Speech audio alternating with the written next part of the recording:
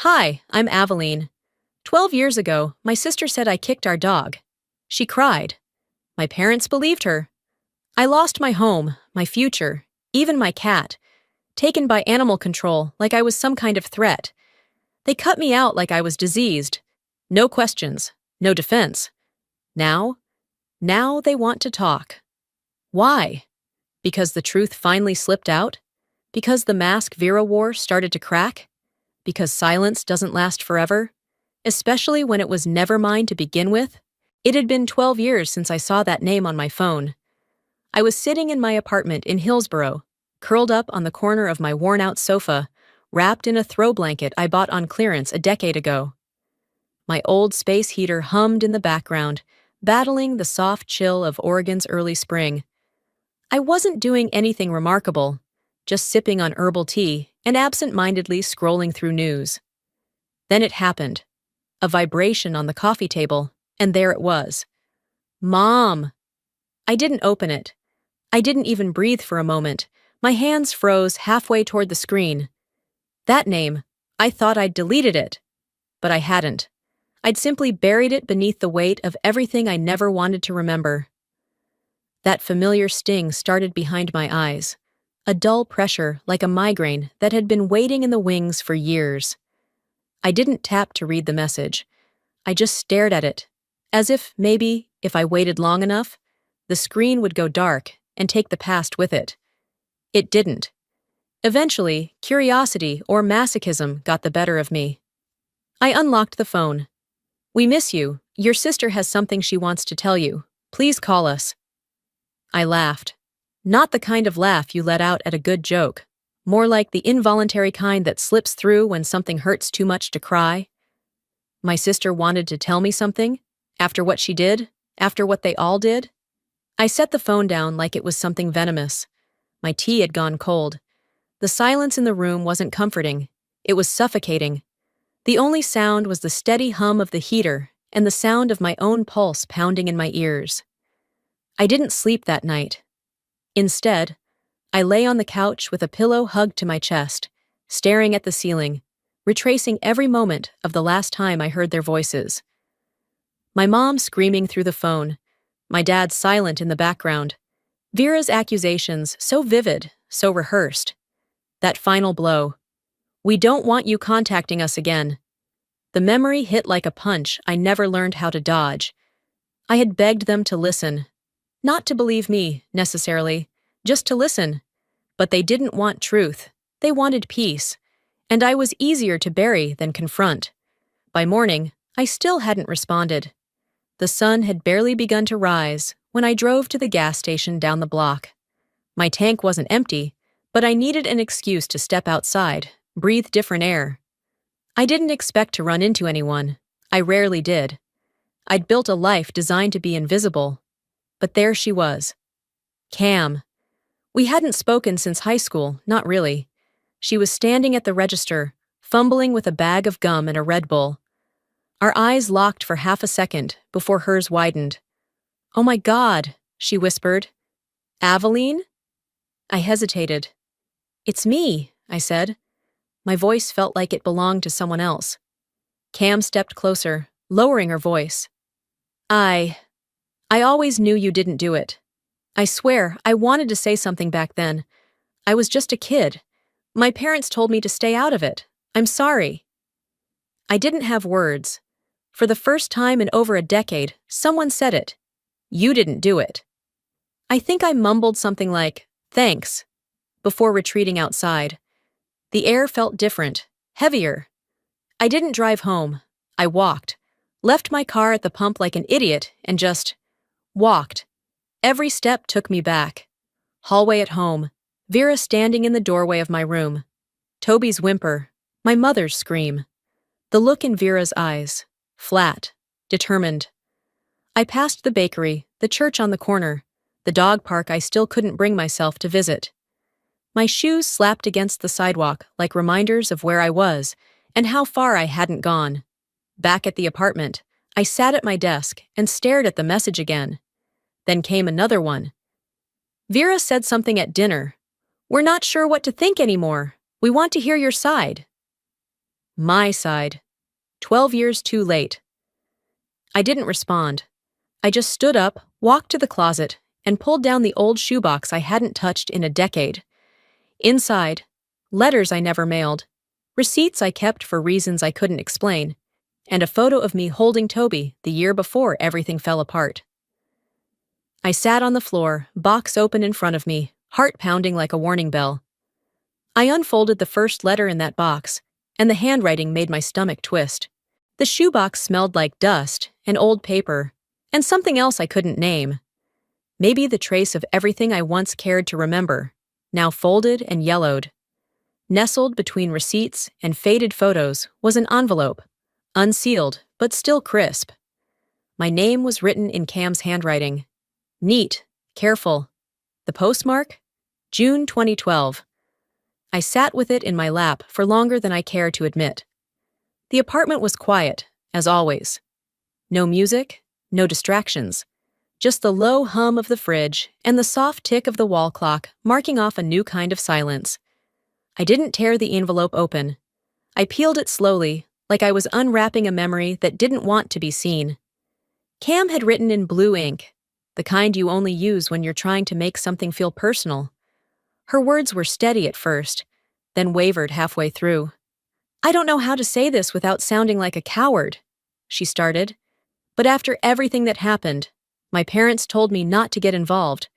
Your mom called my house and told them you weren't safe to be around, that you had snapped. I didn't believe it, not fully, but I didn't say anything either." I stopped reading. My mouth tasted like metal. "I don't think you hurt that dog. I never did. You were always gentle, even when the rest of us were loud or careless. But silence felt safer. I'm sorry." It wasn't just the apology. It was the admission that someone had known. That people around me had questions but chose comfort over confrontation. "Sometimes silence isn't neutral," I whispered. "It's permission." I laid the letter on my coffee table like it was something holy, something to be examined slowly. Then, almost without thinking, I opened my laptop. A quick search of my name still led to forums I didn't want to remember.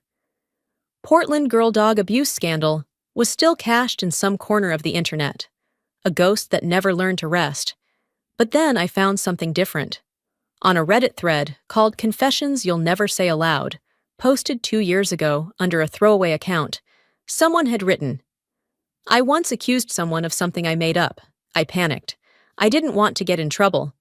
My family believed me, and now it's too late. I think about it every day. I hate myself for it." It could have been anyone. Internet anonymity is a shield for cowards and victims alike.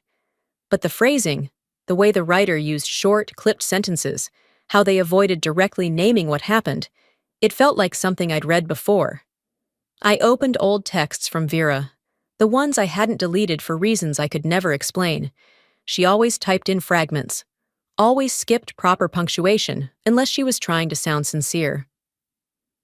I read the post again. My eyes caught a line. "They still think I was the victim." That's when the theory began to take shape. Not like an explosion, more like a slow burn through the walls I'd built to keep myself safe. What if Vera hadn't just lied? What if she tripped over Toby? What if it was an accident, and instead of owning it, she looked around for someone to blame and found me? I remembered her pacing in the hallway that night. She always chewed her thumbnail when she lied. It was a habit that started in childhood and never fully left. If she didn't lie, she would have had to admit she was the one who hurt the dog. And Vera didn't do wrong. Vera did performance. I printed the Reddit post, circled the phrase.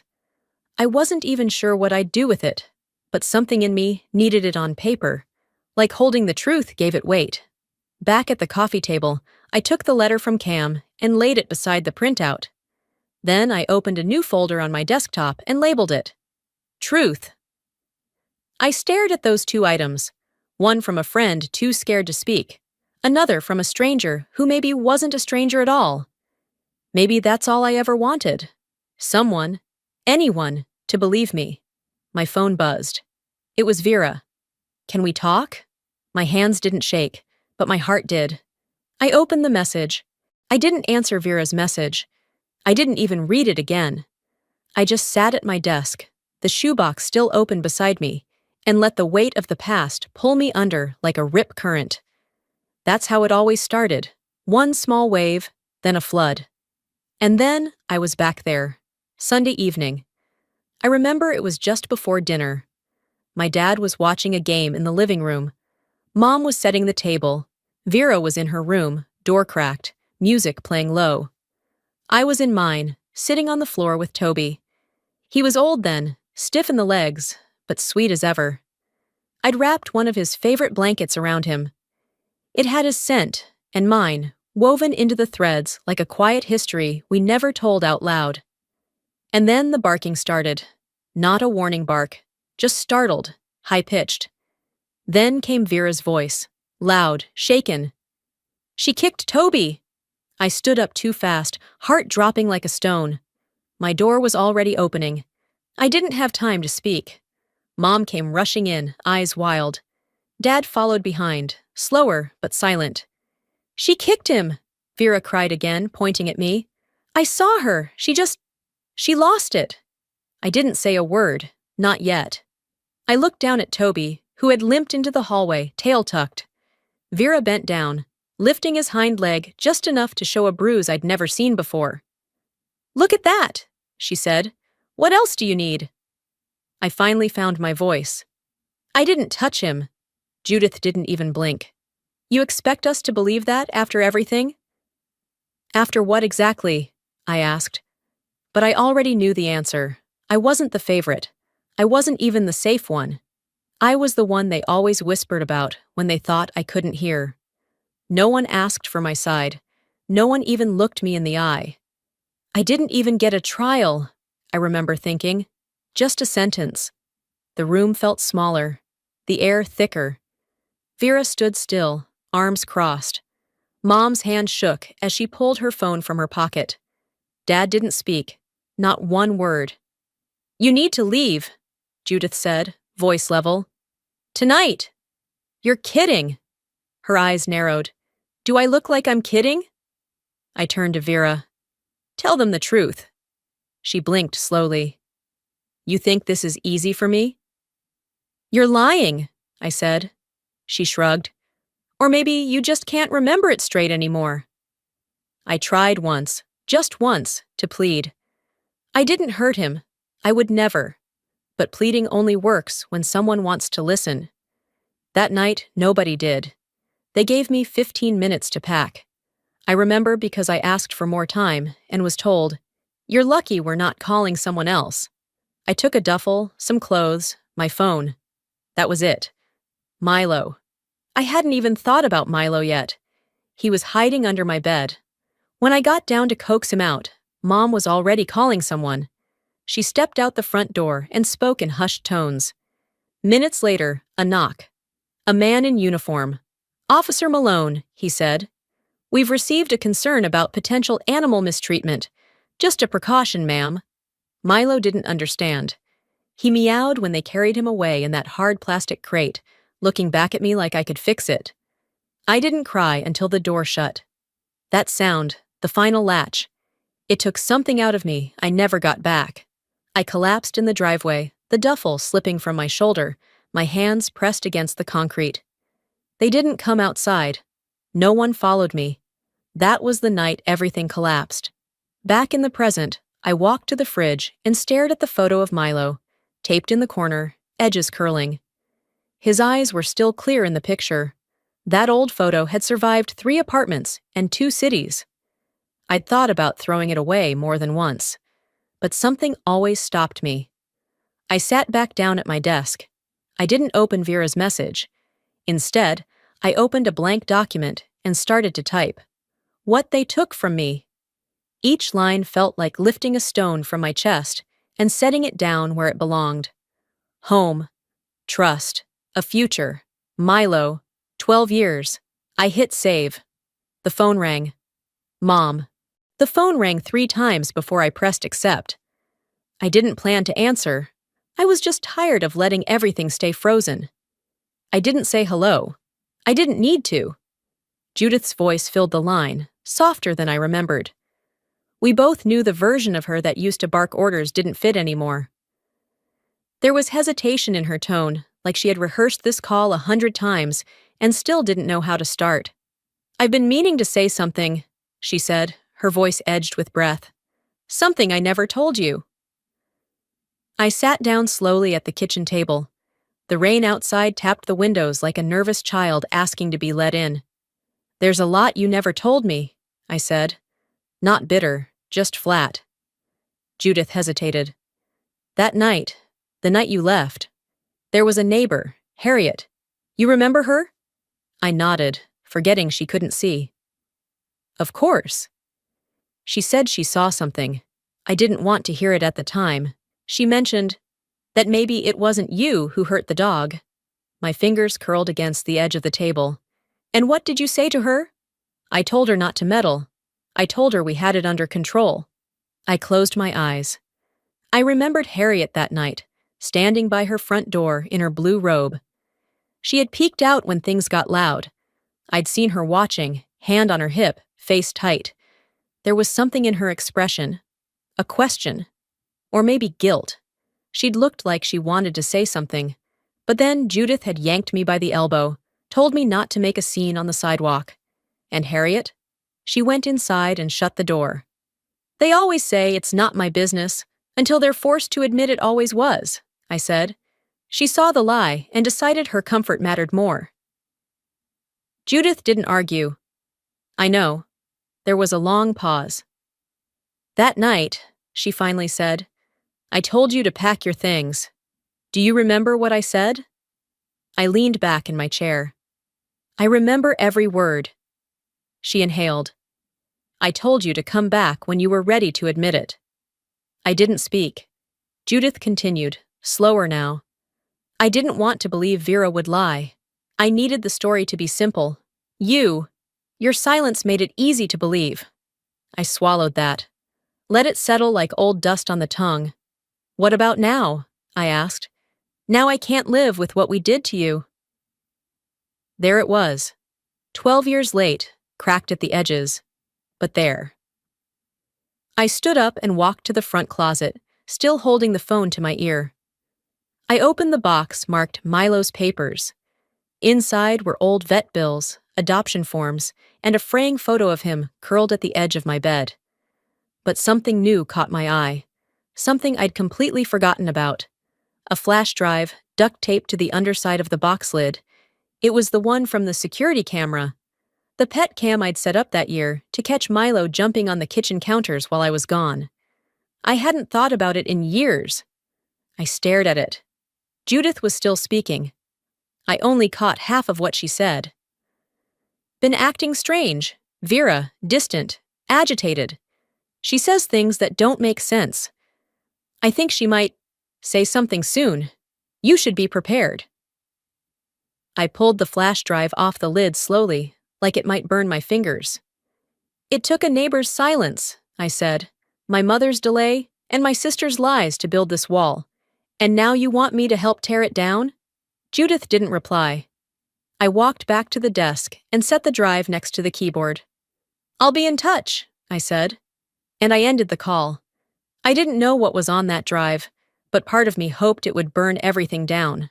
The flash drive clicked into place with a soft sound, barely noticeable over the buzz of the lamp on my desk. The folder popped up immediately. No password, no encryption. Just a simple title, Scholarship Records. For a moment, I hesitated. My name on a file shouldn't have made me nervous, but it did. I clicked it open. There were scanned PDFs, emails, even photos of a younger me with a clipboard at a local animal rescue, a snapshot from a time I had dared to plan a future. One file caught my eye. The scholarship letter. Full ride? Oregon State, Animal Welfare Program. I had framed that letter once, hung it next to my bedroom mirror, proud like any kid who made it out of a tight space. But there was another document. It looked just like the first. Same letterhead, same font. But this one was dated 2 weeks later. Subject line, Revocation of Award. I read it twice before I understood. Due to recent concerns raised by the community regarding Ms. Aveline Hart's suitability for animal care, we are withdrawing the scholarship offer. No explanation, no investigation, just erased. My fingers tightened around the edge of the desk. I remembered that call now. I was at the kitchen table. Mom had just put down the phone, said something vague about a misunderstanding. Then my phone rang. "We regret to inform you."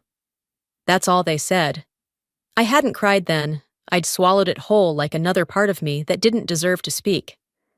I sat there, staring at that letter, until the sun slipped lower in the sky. It was too quiet in the apartment. I opened my laptop, searched the nearest shelter in Beaverton, and clicked the adoption inquiry link.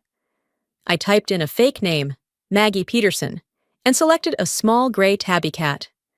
A few clicks later, the form asked for ID verification. I hesitated. Then, slowly, I typed my real name. The site froze for a second. Then, refreshed. "Unfortunately, your application cannot proceed at this time.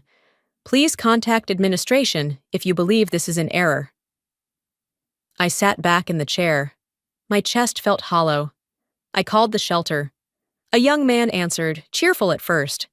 "Hi, yes. I just submitted an adoption form, and it was rejected.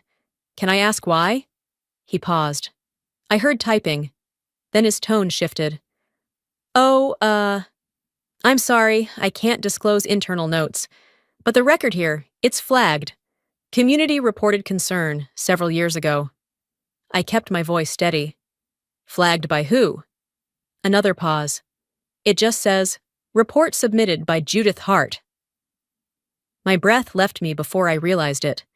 I leaned forward, elbows on the desk, staring at nothing. She hadn't just cut me off. She'd made sure no one else would take me in. No pet, no second chance, just this echoing silence that followed me wherever I tried to restart. I cleared my throat and asked for the supervisor.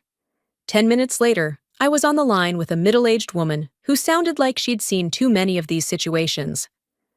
"Ms. Hart, I know this is hard to hear, but we still have the original record from your mother.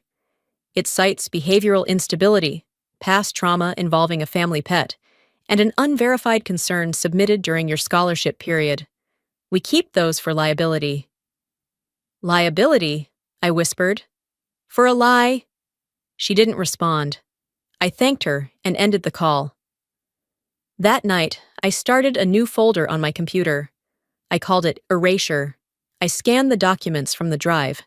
Every letter, every revocation, every scar dressed as formality.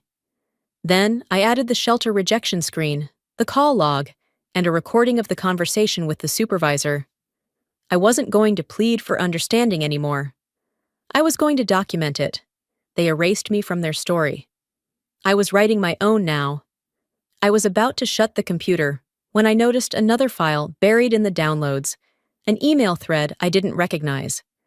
I clicked it open. Subject line, RE, concerns about Aveline's stability. The sender, Judith Hart. The recipient, a board member from the scholarship committee. The email wasn't long, but it was enough to set everything in motion. After I closed the email, I stayed still for a long time, just listening to the faint buzz of the fridge and the dull hum of my own disbelief. The name at the top, Judith Hart, my mother's name, stapled to words that shattered things long before I ever knew they existed.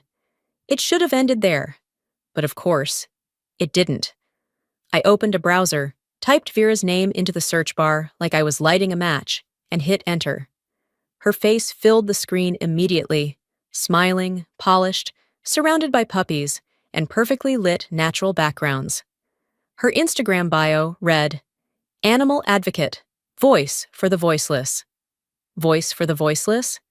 There were dozens of posts, rescued pets, motivational captions, sponsored content from pet food brands, donation links, speaking engagements, TEDx, podcasts.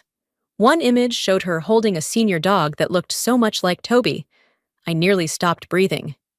"You used what you destroyed to build a brand," I whispered. Scrolling further, I found a talk she gave titled Healing after the hurt. She stood on stage in a muted pantsuit, spotlight hitting her hair just right. The caption underneath quoted her, "My family went through something tragic, but I chose healing." I stared at those words. Chose healing? What healing? You chose distance. You chose silence. You chose me as the scapegoat. She never said my name, not once. But it was all there, between the lines, tucked into the pauses. My sister struggled. There were misunderstandings. I had to walk away from toxicity. The crowd clapped, cried even. They always paint the victim as crazy, I muttered. It's how they clean up the mess. The fury wasn't sudden. It had been building for years. But this time, it moved differently. It didn't boil. It calcified. I closed the video and opened an old folder labeled Letters. In the bottom corner was an email I hadn't read in nearly 7 years, from someone who used to matter. Lucas. I clicked it open. It wasn't you, I knew that. But my parents, they said I needed to be smart, that your family was complicated. I didn't know how to fight them. I didn't know how to stay. I remembered the night it fell apart, dinner at his parents' place, quiet tension at the table, followed by a soft but sharp question from his mother. We were told there was an incident with a pet. We're a dog family, you understand. I'd nodded. I understood more than she thought. Lucas and I didn't last a week after that. That email stayed unread until now. 7 years. 7 years since he said he didn't have the backbone to stand by someone like me. I started printing things, screenshots of Vera's quotes, photos of her fake rescues, her sponsorship deals. I highlighted the TEDx lines that made my skin crawl. Then I opened a new folder. I named it Vera's Mask. In that folder, I pasted every piece of the performance she'd built, the halo she wore, shining with my shame. She got to be the wounded healer, the compassionate hero, and me? I got blacklisted, scrubbed out of my own future. I lost everything so she could have this. I was the villain in your story so you could play the saint, I whispered to no one. You never once asked if I was breathing. That night, I sat down with a fresh document and wrote a message. Polite, cold, direct. Vera, let's meet. No cameras, no pretense. 1 hour. You choose the place. I didn't expect her to agree, but I needed her to know I wasn't going away quietly. I attached no emotion, no threat. I simply clicked send. Then I grabbed a post-it note and wrote in bold letters. Next, the confession. I placed it beside the others. Arisher, Mask. If she says yes, this will end face to face. If she says no, I'll end it another way. The reply didn't come that night. Or the next morning. Which wasn't surprising. Vera never did like to be summoned. But while I waited, I opened an old Yahoo account I hadn't touched in a decade. I had set it up for school back then, when email still felt like a luxury, not a weapon. I typed in the credentials out of instinct more than strategy. There it was. In the drafts folder. A message never sent. It wasn't addressed to me, but it might as well have been. If you just say sorry and admit it publicly, it began. I'll delete the video. It's been 5 years. People move on from scandals. I read it twice before I could breathe. Then I read it again. She didn't just lie. She wanted me to make the lie permanent. I was supposed to validate her story. Fold myself into it like a good sibling who knew her place. Say the words she wanted so she could move on, and I could be left with a scarlet letter she stitched herself. My hands trembled. Not from fear, from clarity. She was never trying to ruin me. That would have implied I was ever on her radar enough to matter. No, Vera was trying to shape a narrative, and I was just the quiet space she needed to fill. Later that afternoon, while checking my phone during a work break, I saw a cousin's Instagram story pop up. One of those filtered birthday party moments. Balloons, a table full of food, kids running around. I almost skipped past it until I saw Grace, Vera's youngest cousin. She must have been, 6 or 7 when everything happened? In the video, Grace was mid-sentence. Didn't you say she didn't do it? That she never touched the dog? The sound cut off as someone shifted the camera, but I'd already pressed pause. I called Grace that evening under the excuse of catching up. She sounded surprised but happy, a little nervous. We talked about small things at first: school, books, how grown up she looked now. Then I pivoted gently. Grace, I asked, do you remember what happened back then? With Toby? There was a pause. I mean, not a lot. Just that everyone was really mad. But I thought you two made up. I didn't correct her. And do you remember anything about what really happened? She hesitated. I just remember, I think it was Vera who tripped on him, not you. That's what I always thought. He yelped, and then you came into the hallway. I let silence carry the weight for a moment. That's helpful, I said softly. She quickly changed the subject, talking about her volleyball team and some boy she liked. I let her. When we hung up, I went back to my desk and opened 3 new folders on my computer. Accusation, cover-up, witness. Inside each, I began dropping files: screenshots, emails, quotes, timestamps, the old pet cam footage, the voicemail from Cam, Grace's recollection, even the unsent email. This wasn't revenge. I wasn't building a weapon. I was building a map of how one lie, protected by silence, nourished by power, could eclipse everything. I whispered to myself as I worked, I'm not writing this for revenge. I'm writing this so no one else ever has to be erased quietly. The next morning, her reply finally came. I'll meet, it said, but only if you don't bring anything to prove your side. If you come as my sister, not my prosecutor. I stared at the message, then at the file folders on my wall. Erasure, mask, truth. She didn't get to set the rules anymore. Not here, not now. You don't get to choose which version of me shows up anymore, I whispered, and started packing the drive. I picked the place. Neutral ground, 1 hour, no cameras, no masks. I got there early. The cafe was mostly empty, save for a barista wiping down a countertop and 2 older men nursing coffees near the window. I picked the far corner, back to the wall, eyes on the door. I didn't bring my laptop, just a folder. It sat beside my cup of black coffee like a sealed confession.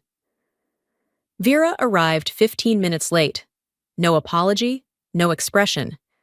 Her face was a perfect blend of poise and pretense, foundation hiding fatigue, lips painted into something that resembled a smirk, but never quite got there. She sat down like she owned the space. No masks, remember? I said. Her eyes flickered. She didn't answer. I let the silence stretch, then opened the folder slowly. Inside were 3 sheets. The printed Reddit confession, the unsent email she saved in the family drive, and the transcript of her TEDx talk where she conveniently referred to me as the sibling who chose bitterness. I didn't slide them across, not yet. I want to talk about the night you tripped on Toby, I said, calm, direct. She blinked. We were kids. That dog was old. You overreacted. You mean, you overreacted? I corrected.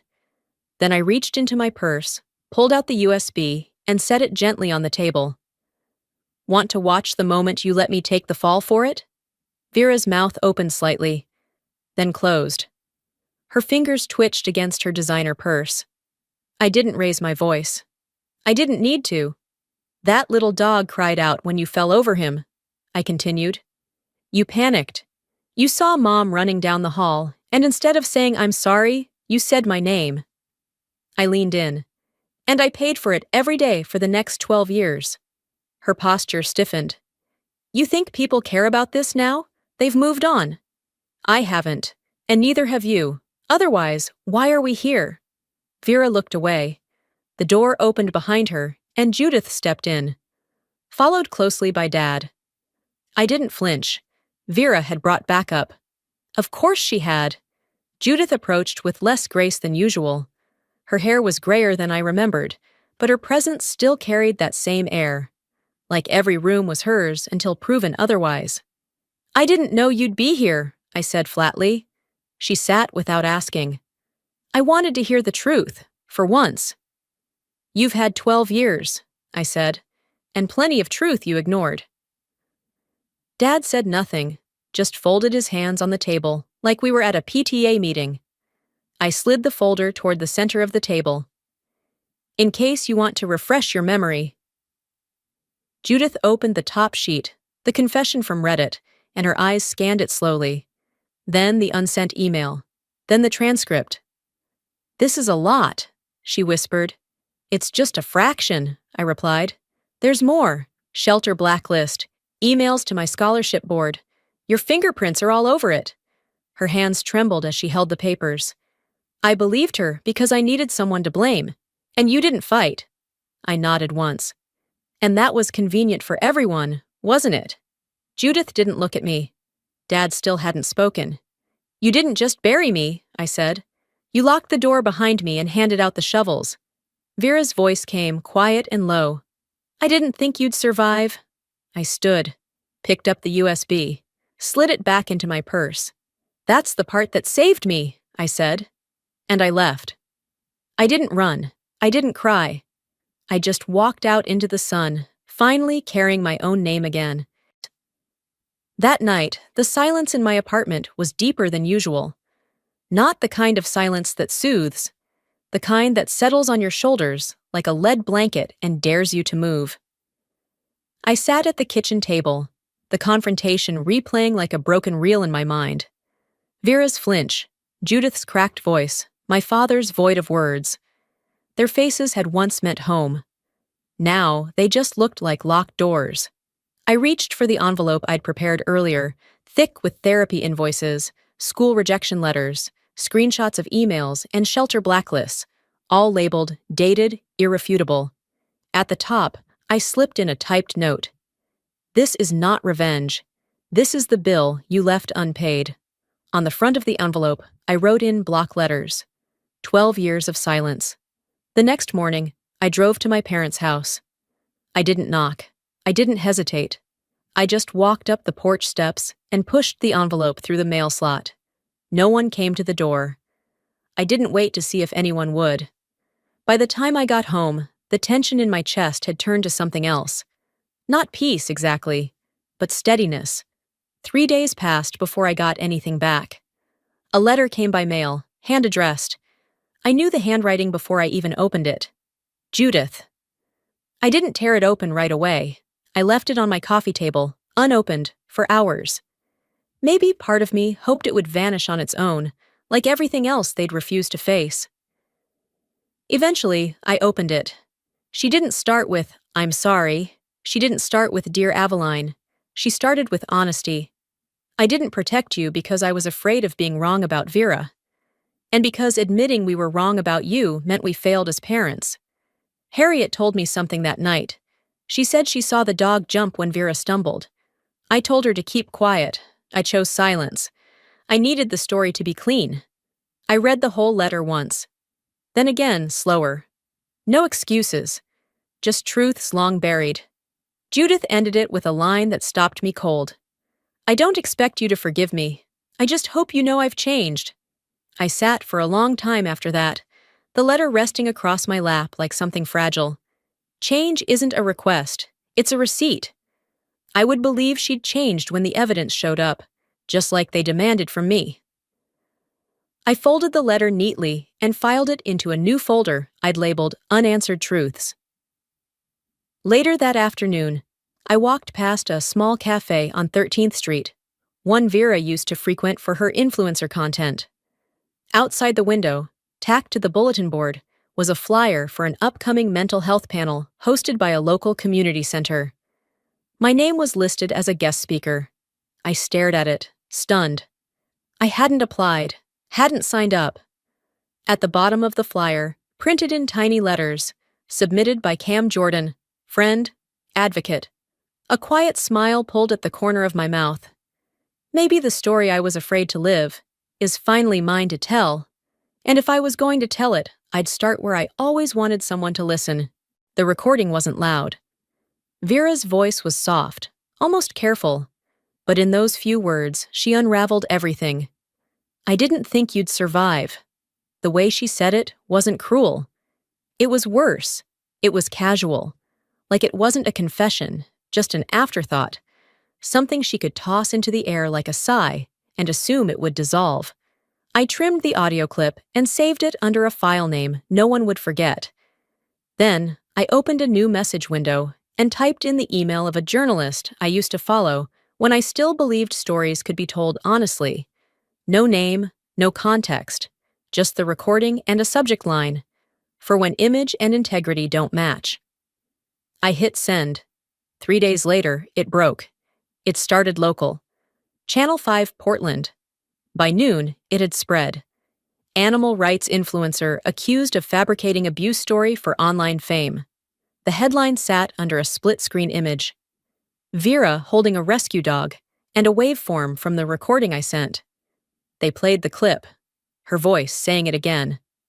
I didn't think you'd survive. The anchor didn't editorialize. He didn't have to.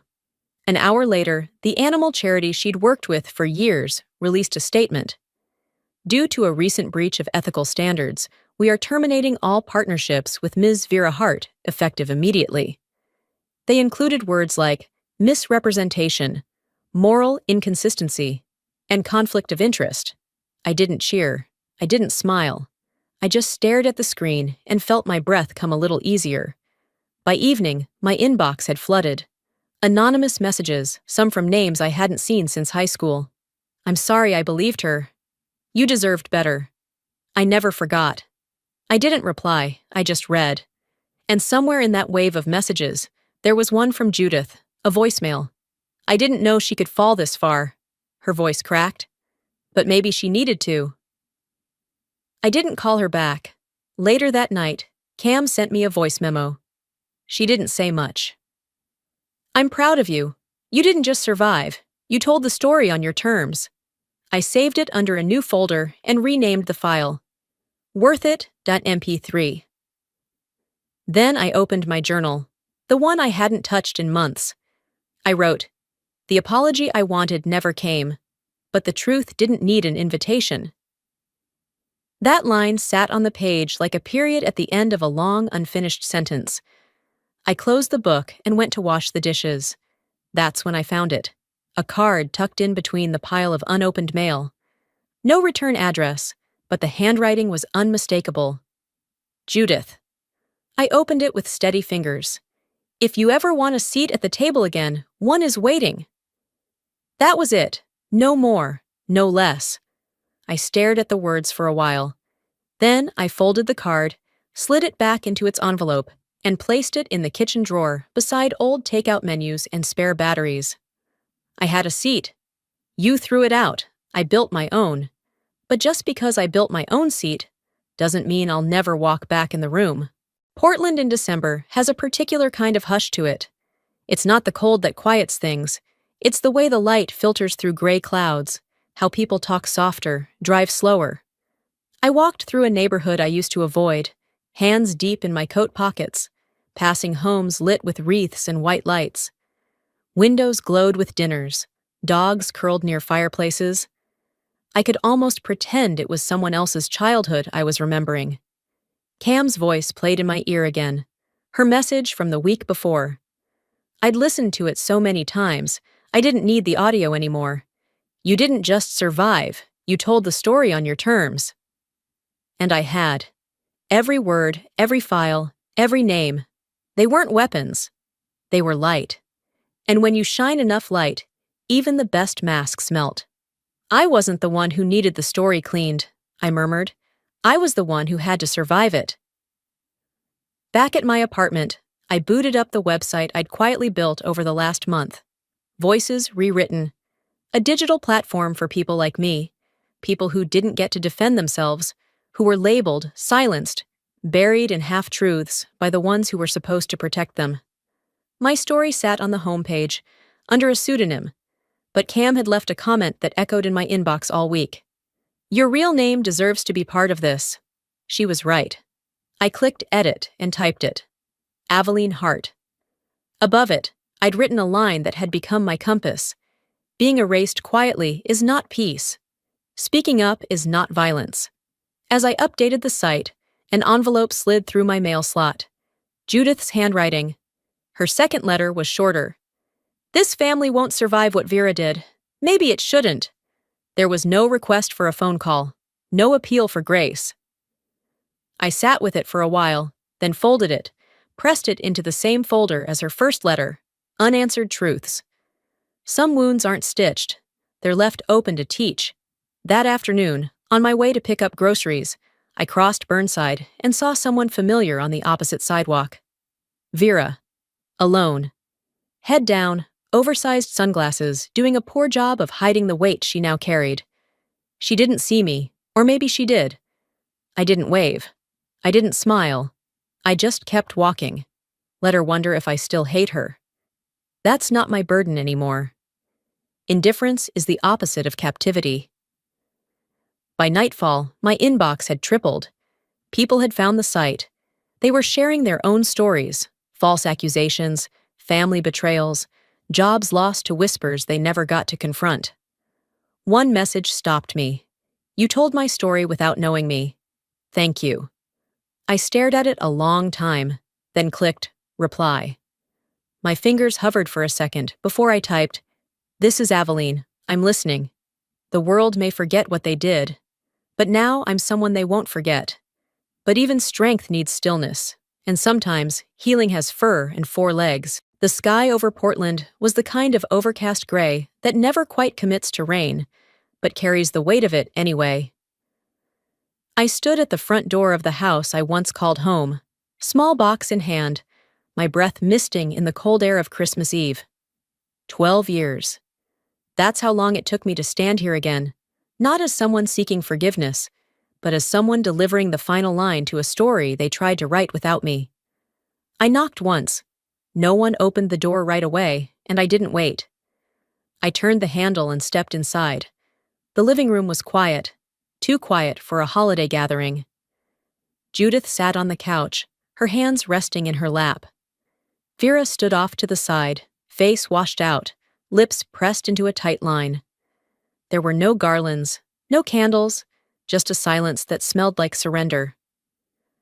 I walked to the coffee table and placed the box down. Inside, a transcript of the Reddit confession, a printed copy of the unsent email, and the audio file, burned onto a labeled disc. It wasn't just documentation. It was the weight of what they'd chosen not to see. I brought closure, I said, flat and measured. No bows, no forgiveness. Vera didn't look at me. Judith whispered, "Is this how you want it to end?" "You ended it 12 years ago," I replied. "This is me putting the period where you left a blank page." No one moved. No one argued.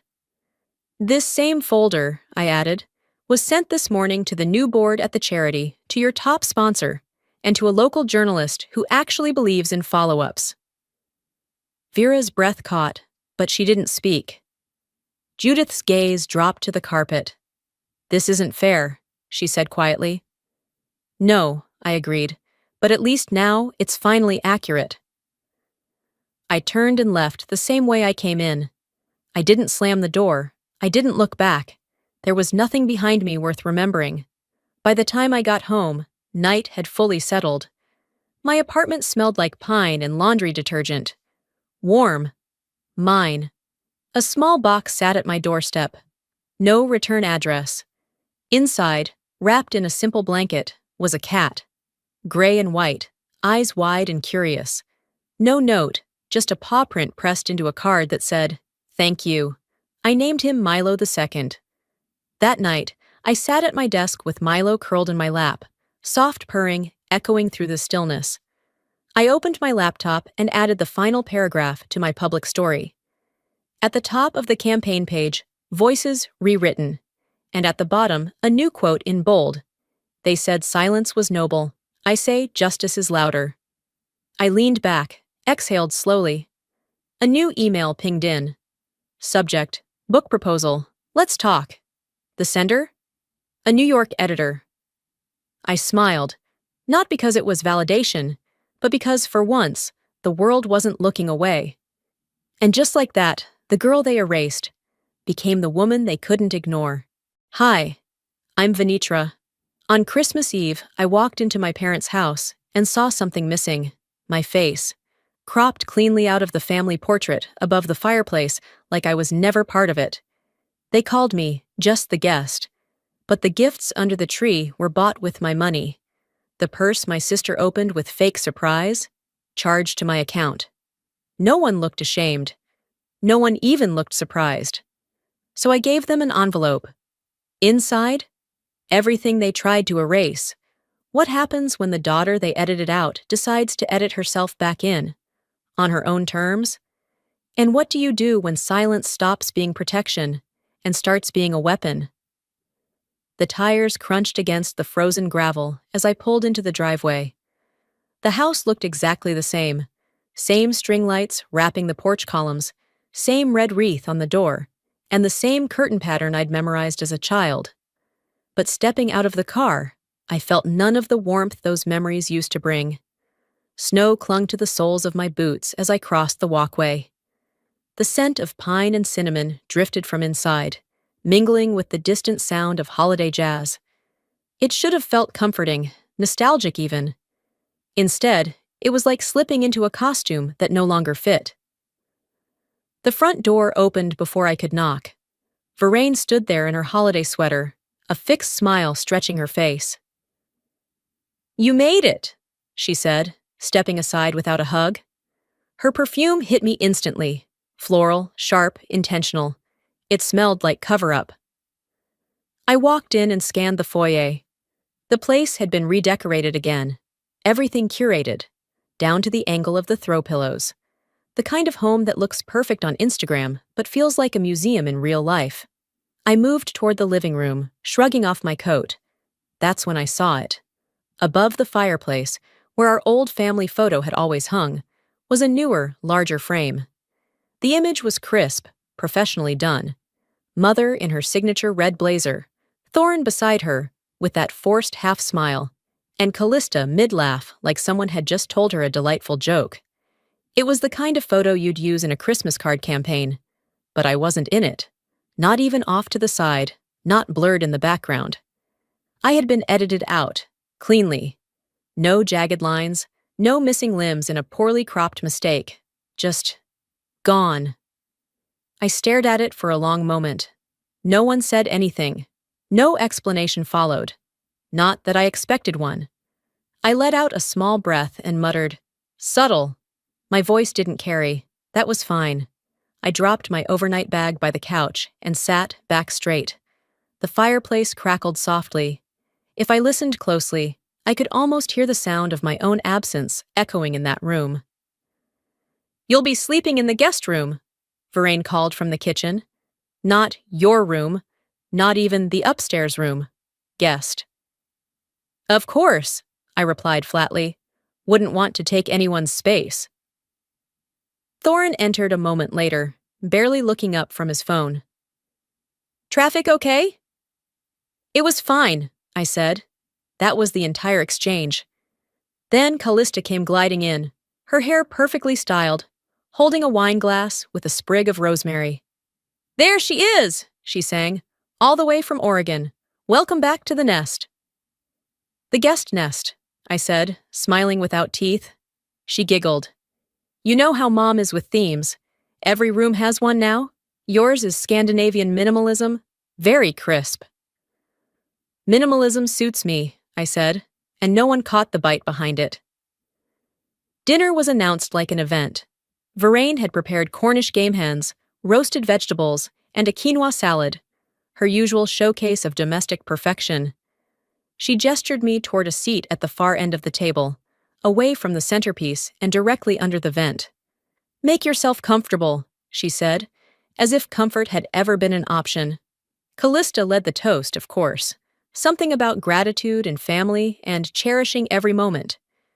I didn't raise my glass. I sipped slowly, watching their performances unfold like a well-rehearsed skit. Halfway through the meal, Vervain glanced over. "So good to have everyone here, even our guest from Oregon." The table laughed, lightly, politely. Callista winked. I froze. "Guest?" "Guest, huh?" I said, placing my fork down. Good to know I should have booked a hotel. An awkward pause followed, broken only by the clink of Thorne's glass as he topped off his wine. No one apologized. No one corrected her. They weren't being careless. They were being clear. After dinner, I retreated to the guest room. It was exactly what you'd expect. Neutral colors, untouched linens, a scented candle already burning.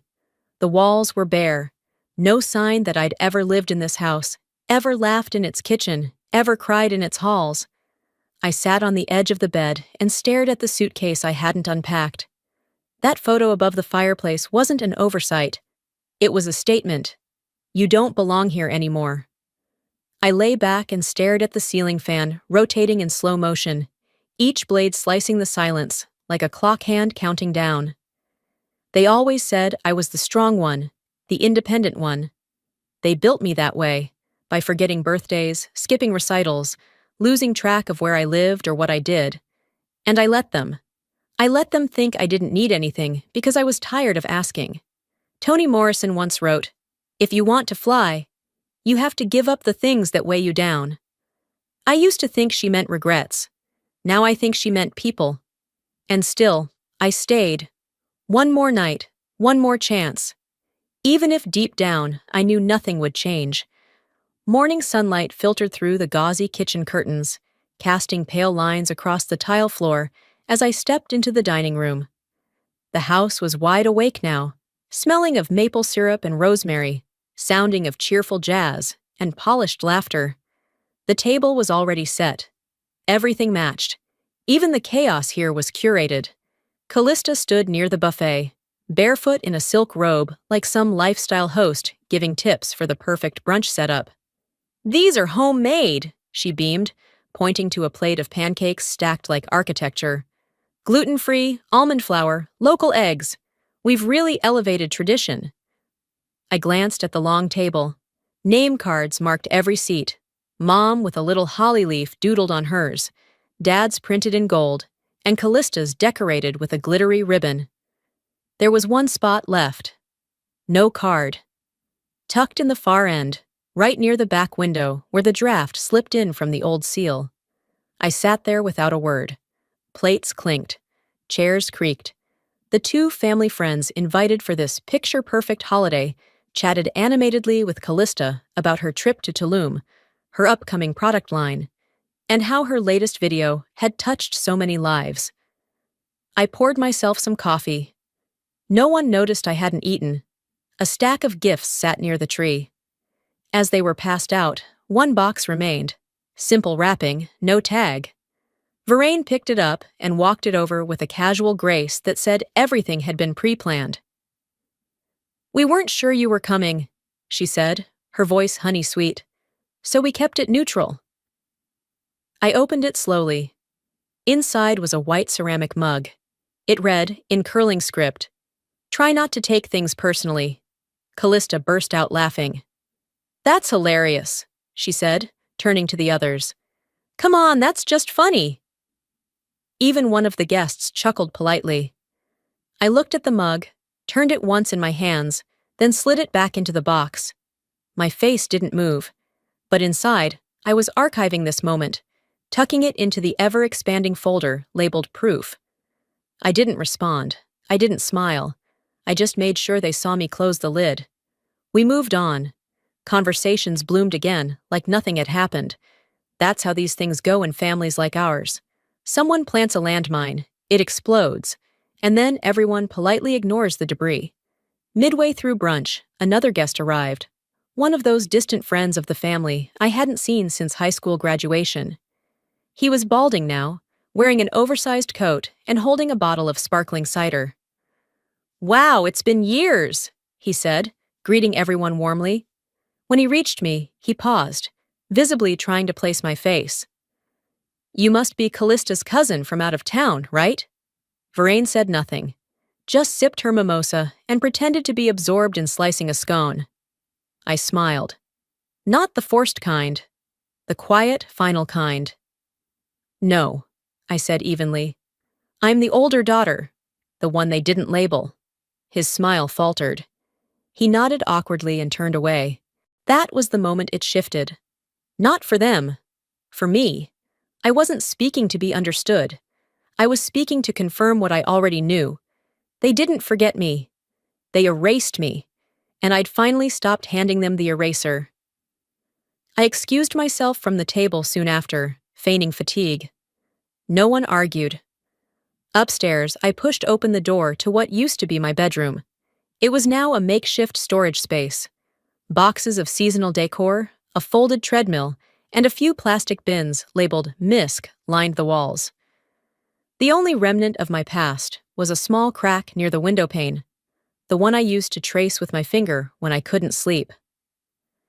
I cleared a corner of the desk, set down my laptop, and opened a new folder on my desktop. I named it Reclaim. It wasn't poetic, but it was honest. One by one, I began pulling up old emails, financial statements, forgotten account notices, receipts I hadn't meant to ignore, but had. There were charges I didn't recognize, passwords I never changed, access logs that didn't match my own logins. I wasn't emotional. I was focused. Every detail I uncovered didn't surprise me. It confirmed me. And I realized something else. I wasn't here to heal a relationship. I was here to map a pattern. I wasn't looking for apologies anymore. I was collecting proof. Back downstairs, the air had changed. Brunch dishes were cleared, but the house remained frozen in its careful stillness. It wasn't quiet. Callista's voice still floated through the space, narrating her latest brand deal to whoever would listen. But something about the energy was sterile, like hospital lighting. Too bright, too controlled. I passed the coffee table on my way to the fireplace and paused. Someone had placed a photo album there, leather-bound, thick, like it had weight, both literal and symbolic. The kind you leave out casually for guests, hoping someone will say, "Oh, what a beautiful family." I sat down slowly, lifted the cover, and began flipping. Page after page of beaming faces. Christmas mornings, beach vacations, graduations, weddings. Not mine, of course. Everything looked curated, softened with filters or polished lighting. There were shots I recognized because I'd taken them, angles I'd framed, moments I'd paused time to preserve. But my face never appeared, not once. Not even in the background, not a blurred shoulder, not a misplaced hand. They hadn't just stopped including me. They had removed me, meticulously. I leaned back, let the album rest on my lap, and stared at the fireplace. It was still crackling gently, the way it always did. Familiar. Like it hadn't noticed anything had changed. I'd lived those years, but they'd edited them into a version where I didn't exist. Dinner prep began soon after. Callista buzzed around, placing name cards at each setting, her voice light and performative. I stayed seated, watching. There were names for everyone, even the family friend who dropped by for dessert. No card for me. Verraine walked past me, pausing briefly when she noticed my eyes following her. "You're fine there, sweetheart," she said, pointing to a chair near the swinging door to the kitchen, right next to the trash bin. "It's less crowded." It wasn't about space, it was about proximity, to power, to acknowledgement, to being part of the circle. I stood, took the card from Thorin's spot. He wasn't there yet, and moved it. Placed it at the end of the table. Sat down. No one said a word, which told me everything. After dinner, as the dishes were rinsed and dried in coordinated rhythm, I wandered into the den. It was quiet, dimly lit by a single floor lamp, dust motes floating lazily in the warm air. I opened a cabinet I hadn't touched in years. Inside, half buried under a stack of faded wrapping paper and a few tangled strings of lights, was a thumb drive labeled in Verraine's cursive, Family Archive. I took it upstairs, plugged it into my laptop. The folder opened to hundreds of images, scanned Polaroids, digitized VHS stills, and carefully organized year-by-year albums. It should have been comforting. It wasn't. As I clicked through, something eerie emerged. Photos I remembered taking were there. I recalled where I was standing, what I said to make them smile. But in the saved versions, I had been cropped out. Some of them so carefully edited, you'd think I never stood behind that lens. Even the captions, originally written in my messy script, had been retyped in Callista's chirpy tone. Beach day with the best fam ever. Nothing like Mom's Christmas brunch. My words had been rewritten, my point of view replaced, my authorship deleted. I didn't disappear. They just reframed the story until I no longer fit. Back at the desk, I copied the entire drive onto my laptop, then a second copy onto the cloud, not out of spite, out of preservation. I wasn't trying to prove anything to them anymore, but I knew what families like mine did best: deny, delay, delete. So I documented. I went back into my folder, reclaim, and added new entries. Visual manipulation, album plus digital archive, timeline gaps. Emotional pattern, non-inclusion across events. Witnesses, passive observers, complicit in erasure. It wasn't about being petty, it was about patterns. This wasn't new behavior, it was just newly undeniable. Later that evening, I reviewed my old financial email again, this time with sharper eyes, timestamps, account pings, device activity.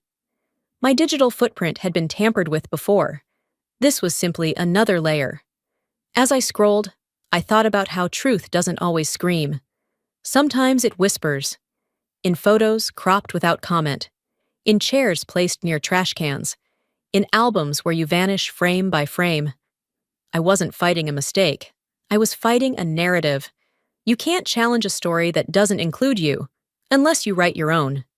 Dinner came with the kind of presentation you see on cooking shows. Plates rimmed in gold, sprigs of rosemary tucked into folded napkins, Callista narrating each course like she was hosting a seasonal special. If anyone noticed I hadn't changed out of my jeans and sweater, they didn't mention it. The gift exchange started shortly after dessert. Callista insisted we open presents in order, which, unsurprisingly, meant she went first. With exaggerated grace, she tore into a box wrapped in deep burgundy foil. Inside, a designer handbag. One I recognized from a boutique window back in Portland. I remembered glancing at it once. Just once. She gasped theatrically. "Oh my God, you guys," she said, turning to Verraine and Thorin with that breathy, I'm so humbled smile. "This is... wow!" Verraine reached out to squeeze her hand. "We thought it was time you had something special." Thorin nodded, sipping wine. The moment lingered, like they expected applause. Then a small paper slipped from the box. A folded receipt. I leaned forward just enough to catch it before it touched the floor. Unfolded it. Stared. My name, my bank, my card. They'd used my money. I turned the slip toward the light. Double-checked the date. Recent, less than 3 weeks ago. While I was paying rent and skipping groceries, they were swiping my card for Callista's photo op accessory. No one made eye contact. I didn't raise my voice. I didn't slam the paper down. I just said, steady as a lawyer in closing argument, "Funny, I didn't know I was still your bank." Callista didn't even blink. "Don't make this about you. You weren't even using that card." Verraine gave a small laugh. "It's Christmas, Venetra. Let's not ruin it."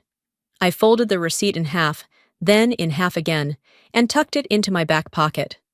"Don't worry, I'm not the one ruining anything."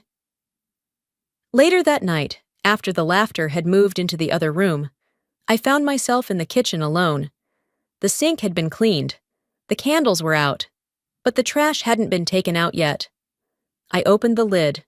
Among the wrappers and paper towels were torn pieces of other receipts.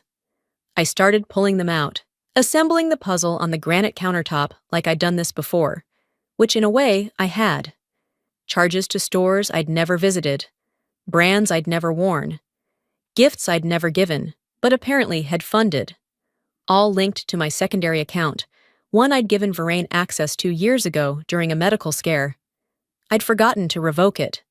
They hadn't. I took photos of each piece, smoothing the crumpled bits flat and capturing every line item. Then I placed them in an envelope, sealed it, and wrote one word on the front. Evidence. I didn't need revenge. I needed records. The dining room still glowed. Callista was showing off the bag again to one of the guests who'd lingered. Vervain was laughing like this was the best Christmas yet. Thorin was nodding along, half listening as always. I walked back to the threshold, wineglass in hand, full but untouched. "Let me be clear," I said. My voice wasn't loud, but it cut through the room like a knife through meringue. "This isn't about a bag or a receipt. This is about value, mine. You don't get to erase me and spend me too." Callista opened her mouth to speak, but nothing came out. I turned without waiting for a reply and walked upstairs, each step deliberate. In my old room, still bare, still labeled guest, in every sense, I closed the door behind me and leaned against it for a long breath. They could have asked. They could have said thank you. But they hadn't. Because in their story, I didn't matter enough to include. And that, more than the money, more than the lies, that was what cost the most. The door to the guest room clicked shut behind me, but I didn't sit down. I didn't cry, either. I just stood there, still holding the glass of wine I'd brought up, still untouched. The burgundy liquid shimmered in the low lamplight like it was waiting for something too. Maybe a toast, maybe a truth. Dinner was called not long after. I set the glass down, smoothed my sleeves, and headed downstairs. I wasn't hungry, but showing up was half the point. I didn't want them to pretend I was sulking. I wanted them to see me walk in. The table was perfection, of course. Tall tapers flickered in antique holders. The scent of roasted poultry and rosemary floated through the room like a designer fragrance. Vervain was fussing with napkin folds. Thorin had already poured wine for the guest next to him, and Callista was mid-laugh before I even entered the room. I took my seat quietly. No one greeted me. Then the dishes came out, each like an unveiling. Roasted carrots with honey glaze, wild rice with pomegranate seeds, and at the center of it all, Callista's favorite, walnut rosemary chicken salad. Her eyes lit up like she was seeing an old lover. "Oh my God, yes," she breathed. "This. Mom, you outdid yourself." Vervain beamed. "You always loved this one." I looked at my plate and froze. Walnuts. Not pecans, not almonds. Walnuts. I was allergic, severely, always had been. Every family dinner growing up had an alternate dish for me. Every restaurant choice came with a call ahead. There had even been an incident once when I was 12 that ended in an ER visit. But tonight? Nothing. No substitution. No mention. "You can just eat around the nuts, dear," Vervain said breezily, as if she'd anticipated the hesitation. Callista smirked. "It's not a crime to like what you like." I pushed the plate aside and reached for a slice of plain bread. No one asked why. They remembered what she liked. They forgot what could kill me. Conversation turned quickly to lighter things. Aspen, flights, new boots. Callista's voice bounced from topic to topic, like a practice speech. Then Vervain chimed in. "It was a bit tight this year, but everyone pitched in to help her get there." "Even Big Sis helped," Callista added, lifting her wineglass in my direction. "Right, Venny?" Thorin chuckled, raised his glass. "Team effort." I didn't say a word, but I recognized the transaction. It had posted 2 days before her trip. A charge to my backup card, the one I forgot they had access to. I had canceled it last night. They weren't even hiding it, just repackaging theft as sentiment. I could have let it go. I really could have. But not after the nuts. Not after the receipt. Not after watching them look through me like furniture. I cleared my throat. "You know," I said, gently tapping my glass with my fork, "if you're going to spend my money, at least send a thank you note." The room fell quiet. Callista's face went flat. "You always make everything about you. You're not the only one who exists," she added, her tone sharpening. Vervain jumped in. "We're a family. We share things. You're too sensitive." "Sharing without permission isn't love," I replied. "It's entitlement." I didn't raise my voice. I didn't need to. I stood. My chair made the smallest creak as it moved back, louder in the silence than any scream. I'm done playing the invisible donor, I said. You want someone to bankroll your fantasies. Find a new number to call. I didn't wait for them to process it. I walked out of that dining room and didn't look back. This wasn't a misunderstanding. This was a strategy. By the time I reached the landing, the house had grown louder again. Callista's laughter echoing off the walls, the clinking of dessert forks, the hum of another round of music from the Bluetooth speaker. I didn't stop in the room. I didn't even close the door all the way. I just stood there for a moment, long enough to hear my name not being mentioned in a conversation downstairs. Then I came back down. I took the long way to the den, past the hallway mirror, the curated family coat rack, the neatly stacked shoes, none of which were mine. The only trace of me was the set of car keys in my pocket. They were gathered around the television now, Vervain standing like a conductor about to cue an orchestra. She pressed a button on the remote, and the projector flickered to life. It cast a soft glow against the blank wall, dust catching the light like a quiet storm. "This is always my favorite part," she said to the guests, "a little trip down memory lane." The slideshow began. Christmas mornings blurred one into the next. Snowmen, matching pajamas, hand-decorated cookies. Clip after clip rolled by, edited with transitions, overlaid with royalty-free piano music. All of it polished to perfection. All of it. Without me. In one clip, they're opening stockings. I remember standing just outside the frame, holding a camera, laughing when Thorin dropped his orange into the dog's water bowl. In this version, there's no voice behind the lens. There's no lens. There's just absence. A guest, seated near the edge of the couch, leaned toward Vervain and whispered, "Didn't you used to have another daughter?" Vervain didn't flinch. She smiled, eyes still on the screen. "She's here, somewhere. Somewhere. Not. She's right there." Not even a glance in my direction, just a shrugging off. I didn't respond. I didn't even look at her. I watched the rest of the slideshow like I was watching a documentary about a family I'd never known. Familiar architecture, unfamiliar casting. When it ended, there was light applause. Callista turned on another lamp. Vervain carried in a tray of peppermint bark and hot cocoa, passing cups with names written in metallic ink. Each person received a cloth napkin, hand-embroidered. Thorin's with a stitched golf club, Vervain's with a red cardinal, Callista's with a scripted C and a tiny star. Even the dogs had a bone pattern. Mine was plain, white, nothing. I picked it up, unfolded it slowly, then refolded it with the same care. I placed it back on the table. "You can keep this one," I said, voice low but clear. "It fits your narrative better." Callista rolled her eyes. Vervain turned away like she hadn't heard. Thorin sipped his drink, eyes glued to the fireplace. I pushed back from the table and stood. I walked out of the room. Upstairs again, I didn't turn on the light. The glow from the laptop screen was enough. I sat down and opened my desktop folder, created a subfolder titled Timeline. Inside it, I dropped screenshots of my credit card statements, date-stamped files, email logs, everything they'd used without my consent. I opened another document and titled it, For Them. Not yet. It was time-stamped automatically. I wasn't going to post it. I wasn't going to call a family meeting, but I was going to be ready. Ready for when the denial came. Ready for the inevitable claims of, "We didn't know," or "You're reading too much into it," because they weren't erasing me by accident.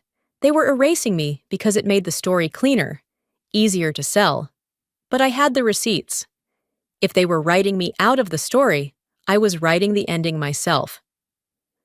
I woke up to a vibration under my pillow. My phone, screen still lit, was flooded with notifications. Texts, tags, and a familiar ache that had nothing to do with sleep. My finger hovered over the screen. I already knew what I'd see before I tapped. Callista's latest post greeted me like a punch to the throat. A perfectly angled selfie, her in front of the tree, coffee in one hand, wrapped in a faux fur throw. The caption read, "So grateful to be surrounded by the people who always lift me up." Some people choose distance over love, and that's their story. I choose peace. 30,000 likes. The comments were the usual parade of performative sympathy. You're the strong one, girl. You don't need that negativity. Family can be so toxic, stay glowing. My name wasn't mentioned. It didn't need to be. I took a screenshot, then another of the comment section. Not because I needed to remember, but because patterns matter. I dropped both into the Reclaim folder under Narratives. This wasn't just dysfunction anymore. This was marketing. I wasn't blocked from the post. That would have been too obvious. No, she wanted me to see it, to scroll past it, to sit with it. I turned off the screen. The silence in the guest room was heavier now, thicker. I pulled on my sweater and stepped into the hallway. The house was still asleep, save for the faint hum of the heating vent and the ticking of the hallway clock. I made my way to the bathroom at the end of the hall. The mirror greeted me before the light did. Written across the glass in what looked like soap, or maybe the leftover residue from a dry erase marker, were the words, "Some people just can't stand not being the center of attention." No signature, but I didn't need one. It wasn't Callista's handwriting. It was neater. Controlled. Verraine. I stood there for a moment, letting the message soak into my reflection. Then I reached for a tissue, wiped it clean in 2 quick strokes. The glass gleamed again. Blank. Indifferent. With the pad of my finger, I wrote something small in the corner. Silence is strategy. It wasn't meant to be read. It was meant to be left behind. I washed my hands, dried them slowly, then walked back down the hallway. Not to confront anyone. Not yet.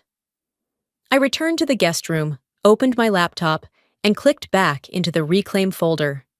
A new set of subfolders went in. Transactions. Edits. Inheritance. Narratives. I wasn't writing a diary. I was building a case. Each screenshot got its place. Each document, a name. For every lie told out loud, I stored a truth in silence. There was no grand plan to expose them. No press conference, no family showdown. I didn't want an audience, but I wanted accuracy. That morning, Verraine posted a photo of the breakfast spread on Facebook. "Love in every detail," the caption read.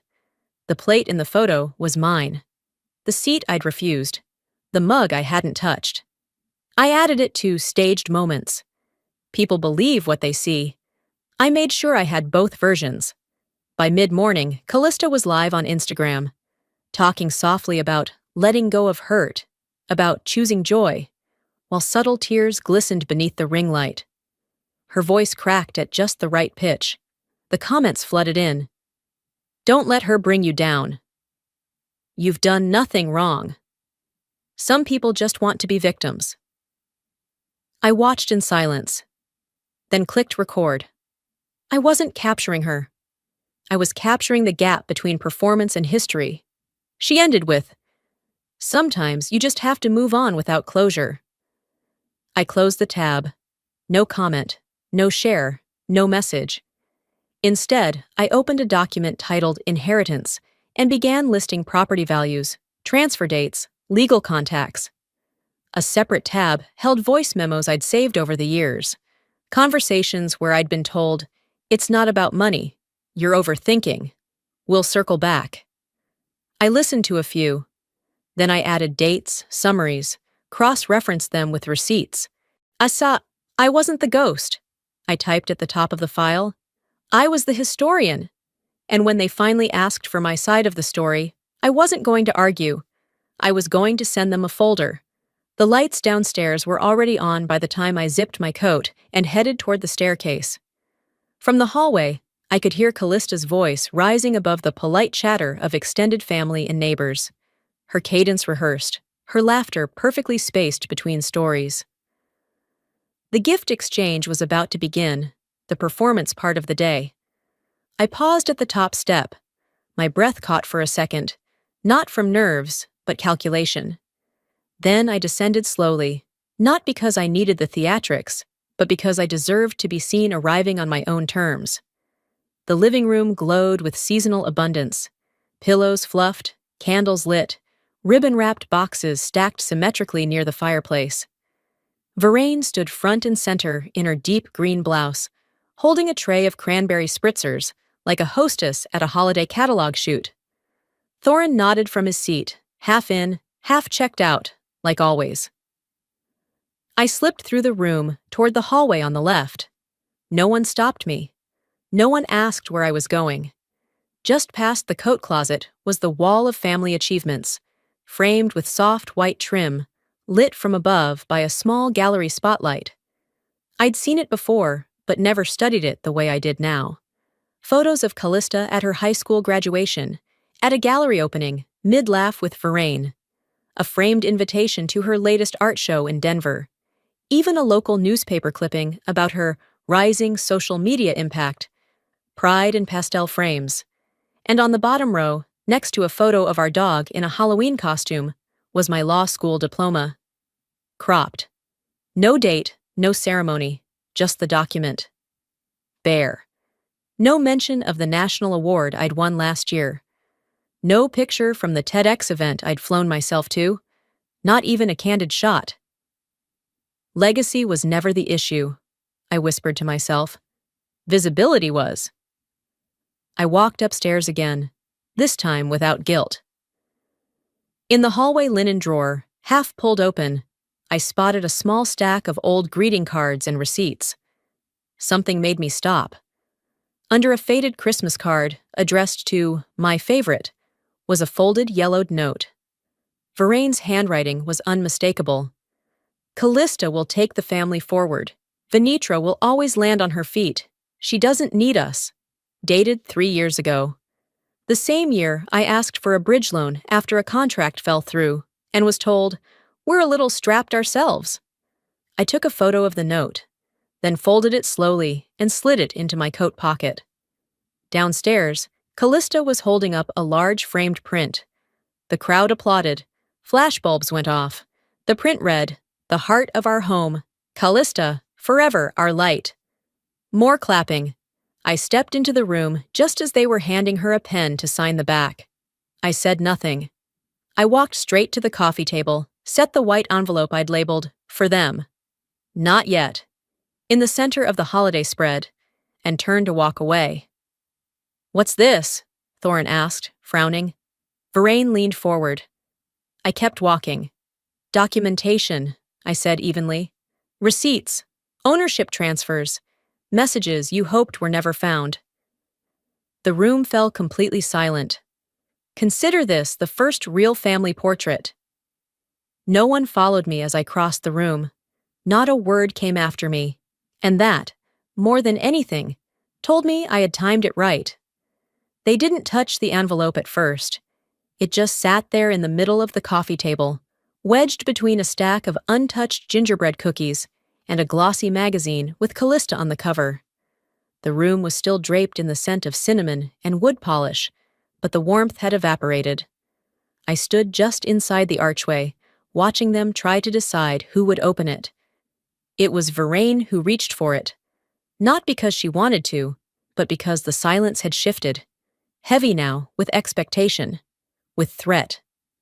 She peeled the seal slowly, too slowly. I could see her eyes scanning the first page, then the second. Her fingers began to tremble. Thorin leaned over her shoulder, brows furrowing. Callista was frozen, wineglass still in hand, the smile on her lips slowly collapsing. There it was. The original will. Grandpa's signature, the notary stamp, everything in order. The house, the one we were sitting in, was mine. Not ours, not family estate. Mine. Vervain cleared her throat. This can't be right. He left it to the family, to all of us. I stepped forward, but not close. Just enough that she had to look up. You changed the password to his cloud account 3 days after the funeral, I said. You deleted the folder labeled Final Wishes, but you forgot about the archive my lawyer had on file. Dated, notarized, witnessed. She paled but held her ground. He told us everything was to be shared. He just didn't update. Stop, I cut in. You hoped I'd never look. You counted on me disappearing quietly, like I always did. Thorin finally spoke, voice lower than usual. It's just a house. Then why lie about it? He had no answer. Callista blinked, like someone had turned a spotlight on her. I didn't know, I swear. I turned to her slowly. You didn't ask. That's the problem. None of you ever ask. There was a long pause. I thought we were a team, Thorin added. We had to make decisions. Things were tight. I faced him fully. You promised me the cabin on the lake. Remember that? You said it was mine if I helped you refinance. You looked me in the eye and said, "This family takes care of its own." His jaw worked silently before he muttered, "We needed options. We didn't think you'd want it." You didn't think I mattered, I corrected. You made that choice for me. Callista took a step forward. Look, this is all a misunderstanding. Mom didn't mean... I raised a hand. Not yelling, just... Done. This isn't a misunderstanding. This is a pattern. From the corner of the room, the family friend who'd stayed quiet this whole time finally spoke. This is theft, she said. Calm, blunt. Inheritance fraud. Varane's mouth tightened. You don't know the history. The friend looked at her evenly. I just saw the evidence, and I won't forget it. No one moved. I nodded once. No drama, no flourish. I'm not here to argue, I said. Just to close the book. I turned and walked out of the house. The front door creaked softly behind me as I stepped into the snow. The wind had picked up. It was sharp but clean, like it was clearing something out of the air. They could keep the decorations, the tree, the matching stockings. They could pose for photos next year and tell whatever story they wanted. But now, they'd have to tell it without me. And without the house. I drove through town with the windows half down. Not for the air, too cold for comfort, but because I needed something real to touch my face. Something not curated or softened or followed by a fake smile. By the time I parked at the small inn I'd booked on the other side of Boulder, the sun had just started to rise over the hills. Pale gold light stretched across rooftops, too honest to lie. I sat in the car for a moment, keys still in the ignition, watching condensation fade from the windshield. Inside, the room was small, basic, but it didn't smell like tension. There were no scripted smiles, no layers of quiet expectation, just silence. Honest, unpolished silence. I checked my phone as I slid my suitcase into the corner. 7 emails, 5 from Varane, 2 from Thorin, and 1 tagged post from Callista that I already knew I shouldn't open, but did anyway. The caption read, "Money doesn't buy family, it only rents revenge." The photo? A childhood picture of the 3 of us, me, Callista, and a dog we'd had for one summer before giving it away. Cropped so my face was barely visible. The comments, as always, rolled in fast. "Stay strong, Queen." "She's just jealous." Some people cut themselves out. I stared at the screen. Not shocked, just confirmed. I didn't reply. I didn't post my version. I just flagged it for documentation and moved on. Varane's emails were worse. "Let's not let this destroy us. You've always been so strong. Family should stick together, not tear each other apart." Words that read like apologies, but weren't. Only one message stood out, Thorin's. Subject: "We may need to sell the condo." Just that. I filed it into the folder marked Consequences. Later that morning, I walked to a cafe downtown. I ordered black coffee, no room, and chose a table by the window. The kind of table people pick when they want to be alone, but still visible. I pulled out my phone again, scrolled through old bank statements, watched the slow tick of my savings account on the screen. It was enough. Not comfortable, not luxurious, but enough. My phone buzzed. Ira Lynn. "You did it," she said, skipping a greeting. "You did what none of us ever dared to. You put truth above illusion." "I didn't expect the silence afterward," I replied. "It's always quiet after a building falls. That doesn't mean it wasn't necessary." We didn't talk long, We didn't need to. She reminded me that sanity didn't have to be loud to be solid. That distance wasn't always abandonment. It could be protection. After we hung up, I sipped my coffee, watching a mother across the street help her toddler out of a puffy jacket. She kissed his forehead and laughed at something he said. The kind of moment people post online, not for memory, but performance. But this one, it looked real. I pulled out my notebook and began to write.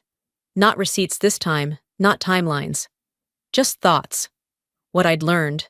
What I wouldn't accept again. What I owed to myself now that I'd reclaimed what was mine. Not just a house. My story.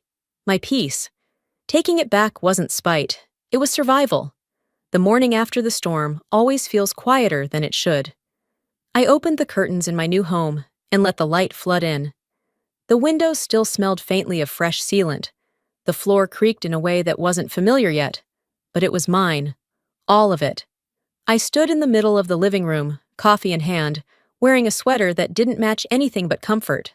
No more stockings, no curated tree, just a house that didn't lie about who it belonged to. A knock at the door startled me. It wasn't loud, just 3 quick, almost polite taps.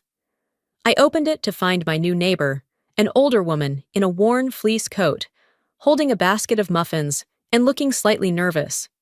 "Hope I'm not interrupting," she said. "Just thought I'd welcome you properly."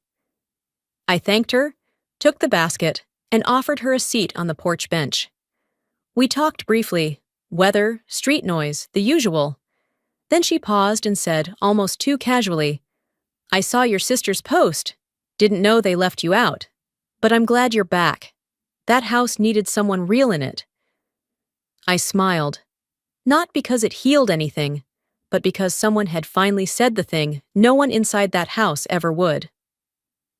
I didn't need validation, I thought as she walked away. But truth always finds its own echo. When I returned inside, there was a letter waiting on the small table near the door. I hadn't noticed it before. No return address, but the handwriting gave it away immediately. Verraine. 2 pages. Handwritten. No envelope. Just folded in half like she couldn't decide whether it deserved formality. I read it standing up. "We thought you were too strong to need us. You always seemed so capable. Callista's struggling now. We didn't expect you to be so cold." It wasn't an apology. It was a justification, a rewriting, a subtle plea for permission to feel okay about what they'd done by pretending they meant something else. I didn't cry. I folded the letter, walked it upstairs, and slid it into the drawer I'd labeled months ago, long before any of this unfolded, marked unanswered. It joined the others. I closed it softly. That afternoon, Irilyn stopped by. She knocked like she always did. Twice, pause, then a third. Her rhythm, her honesty, her presence. I opened the door, and she walked in without saying anything. We made tea together in silence, moved around each other like people who didn't need to ask how the other was doing, because they already knew. She noticed the open box of seeds on the counter. "You finally starting that garden?" "Thought I'd try rosemary first," I said. "Full circle." She smiled and glanced around the house. "You made this a home faster than they ever made you one." I leaned against the counter. "Because it's mine. Finally." We sat outside as the sun dropped behind the trees. The air had a bite to it, but not enough to send us back in. The sky was soft gray, and for the first time in months, I wasn't scanning for storm clouds. Irilyn didn't stay long. She never did. But before she left, she placed her hand over mine. "You didn't lose them," she said. "You released them." After she drove away, I walked back inside, barefoot against the wood floors I'd picked out myself. The fridge hummed. A light flickered in the hallway, which I made a note to fix. Life had returned to the simplest tasks, and with every passing moment, I realized more and more. Closure didn't come from their remorse. It came from my refusal to need it anymore. The first week of January in Boulder is quiet. Streets are still speckled with bits of snow hardened into gray slush. Holiday lights flicker half-heartedly on porches that feel less festive now. I sipped my tea at the kitchen window and watched my breath briefly cloud the glass before disappearing. It was the kind of peace I used to envy in other people's lives.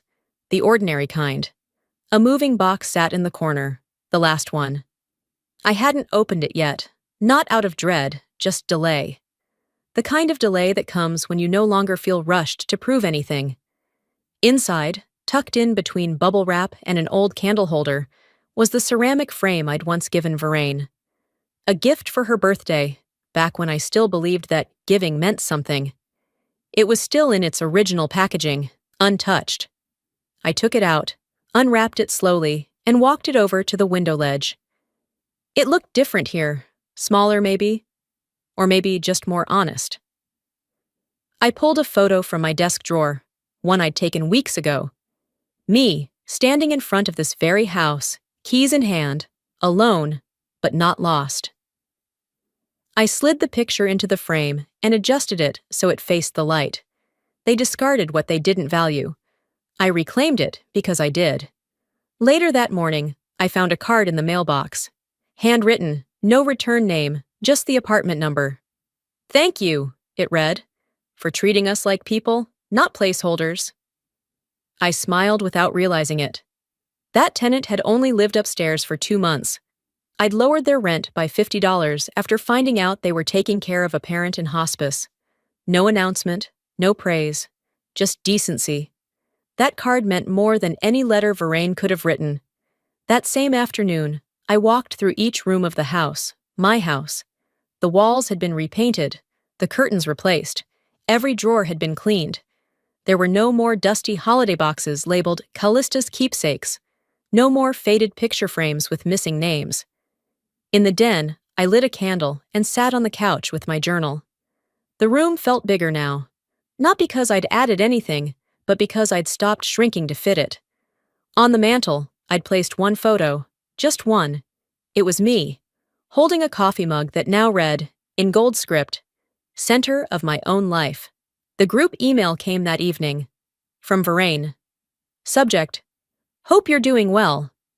I didn't open it. I didn't delete it either. I simply archived it, filed away under unnecessary. The truth was, I didn't need them to check in. I needed space. I needed air. And I'd found both. They'd asked for family. I'd asked for honesty. Only one of us got what we wanted. And it wasn't them. I stood at the window that night, watching the wind bend the branches outside. A few leftover lights still blinked on a neighbor's porch across the street. Everything felt quieter. Not hollow, just still. Closure didn't arrive in a single moment. It showed up in details, in the right kind of silence, in being able to fall asleep without planning your next defense. I turned off the lights, walked upstairs, brushed my teeth with the radio playing in the background, folded laundry in pajama pants that didn't match, set my alarm, not for court or confrontation, but for a run by the lake in the morning. I had plans. None of them required anyone's permission. Love that you earn isn't love. It's labor. I stopped working for what should have been free. "Hi, my name's Aveline, and I used to think being the quiet one meant being the safe one. My sister, Valora, sold the necklace our mother left for both of us, and told a jewelry store I was a thief. Said, 'This place doesn't sell cheap stuff.' Loud enough for strangers to laugh. But that wasn't the worst part. She'd already rewritten our family story, cut me out of the will, deleted my name from our company's records, and claimed the heirlooms like they were hers all along. And when her billionaire husband bought that same necklace, $12 million in cash, and put it around my neck, no one had words. But I still do. Want to know what really happened, and how far some people will go to erase their own blood? I arrived just before the lunch crowd began clogging Rodeo Drive, when the sidewalks still shimmered under the lazy California sun and the boutique's windows gleamed like they hadn't been touched by real people in years. De la Vigne. The name was etched in gold cursive across the glass, same as it had been when my mother would glance at it with quiet reverence. She never stepped inside, said it wasn't a place for women like her. That day, I didn't feel much different. The velvet pouch in my purse wasn't fancy. The drawstring was frayed, and the color had faded, but I had kept it intact all these years. Inside was a necklace, rose gold, light as breath, with a tiny charm shaped like a magnolia bud, our mother's favorite flower. She gave it to us. Not to me, not to Valora, to us. I didn't come to cause trouble. I came to ask for restoration. A simple polish, maybe a new clasp. Just something to make it whole again. Some people wear grief. I carried mine in canvas and cotton, and soft, almost forgotten things. The woman behind the counter didn't look up when I approached. She had that crisp demeanor unique to women who believed the value of a person could be measured by the stitching of their handbag. "Yes?" she asked flatly. "I wanted to ask about restoring this," I said, setting the pouch on the counter. She opened it casually, the way you might expect someone to inspect a returned item from clearance. But then she paused, fingers tightening slightly around the chain. She looked closer, furrowed her brow, then tapped something into her screen. After a moment, she glanced at me, longer this time, almost reassessing. "This item was sold to us 2 months ago by a Mrs. Valora Greaves," she said slowly. "Are you trying to repurchase it?" I blinked, not immediately understanding. "I'm sorry?" I asked. "This necklace," she repeated, lifting it gently. "It came in with other estate pieces, very particular provenance. You're not authorized to request alterations." I stared at her, trying to make the words make sense. Valora had sold it. I reached for the necklace, almost instinctively. On the underside of the clasp, barely visible unless you knew where to look, were the initials M.M., Marian Madsen, our mother. "I didn't come here to buy anything," I managed to say. "This belonged to my mother. She gave it to both of us." The clerk offered a small, tight smile. "Well, I suppose your sister didn't see it that way." She placed it back into the pouch and set it aside, just out of my reach. "I'll have to ask my manager how to proceed. If you'll step aside for a moment, please." So I did. I stepped back into a space that didn't want me. I waited by the entrance, pretending to check my phone, fingers numb. I shouldn't have been surprised. Valora always did have a way of turning ours into mine. I didn't notice the doors open behind me until I heard the click of heels. Deliberate, sharp.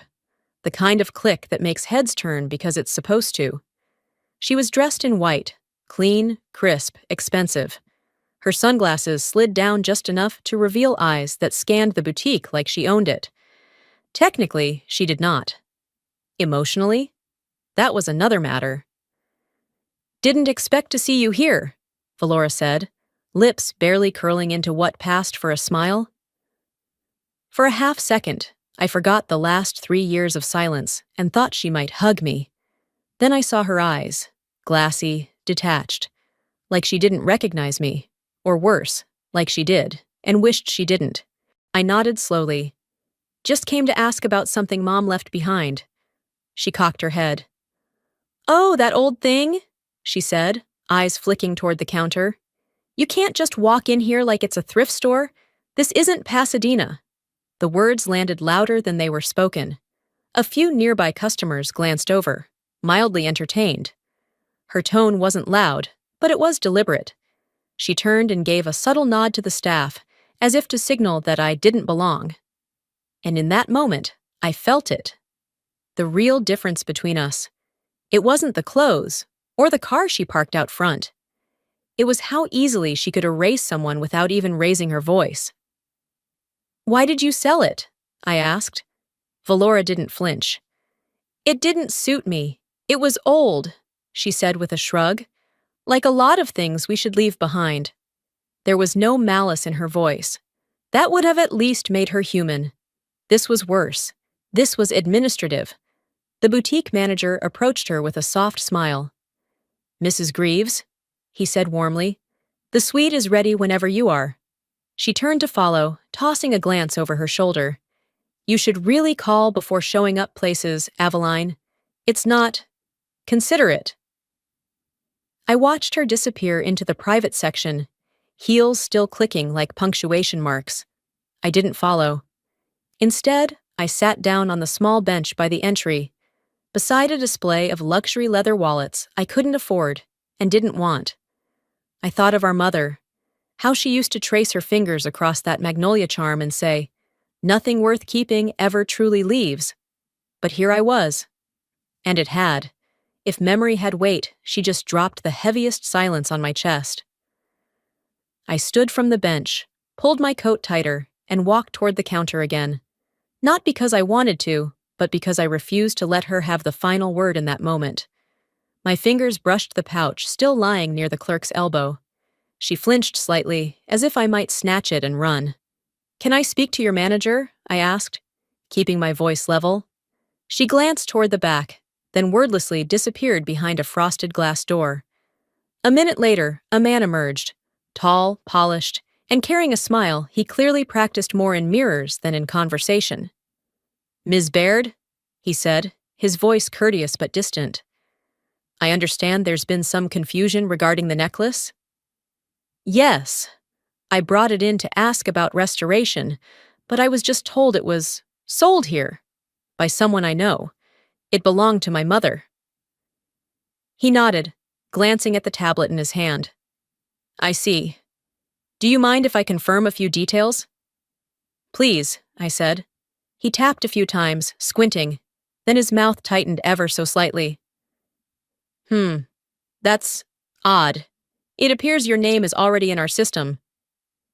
I waited, unsure if that was good or bad. "However," he continued, hesitating now, "there's a flag on your profile. It says you're on a restricted client list." I blinked, trying to process. "A restricted list? For what?" He adjusted the tablet, turned it slightly my way, not fully, just enough. There it was, in bold text under my name. "Client flagged for disruptive behavior. Zhou Xiao, 14, 2019 authorization, entered by V. Greaves Valora." I stared at the screen, then back at him. "Disruptive behavior?" He cleared his throat. "We don't usually disclose internal notes, but since this is clearly a misunderstanding." "I want a copy of that," I interrupted, sharper than intended. "I'm afraid I can't give you a printout, but I can assure you it won't affect future visits if we—" "She didn't just erase me," I muttered, more to myself than to him. "She turned my name into a warning." The man looked uncomfortable. "Would you like to see the necklace again?" "No," I said, stepping back. "I think I've seen everything I need to." I left the side counter, walking slowly back toward the main floor. The boutique had grown busier. Clients fluttered between display cases, laughing over glasses of sparkling water, draped in silks and curated confidence. I wasn't angry, not yet. I was somewhere colder than that, an old ache that finally had a name. As I approached the central showcase, the necklace was back in its place, displayed under perfect lighting, positioned to seduce. I took one step forward. "Excuse me," a young associate said, stepping in front of me. "That piece is reserved."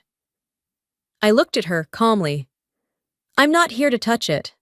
I just wanted to see it again." She shifted uncomfortably. "It's reserved for certain guests." A woman nearby, mid-50s, flawless skin, draped in emeralds, let out a soft, theatrical chuckle. "God, she really thought she could touch that," she whispered to her friend, loud enough for me to hear. I didn't respond. I simply turned back toward the exit. But then Valora's voice, cutting, clean, and calibrated, rose just above the ambient hum of classical music. "This place doesn't sell cheap stuff." Heads turned. Conversations paused. The words dropped into the silence like a coin in an empty room.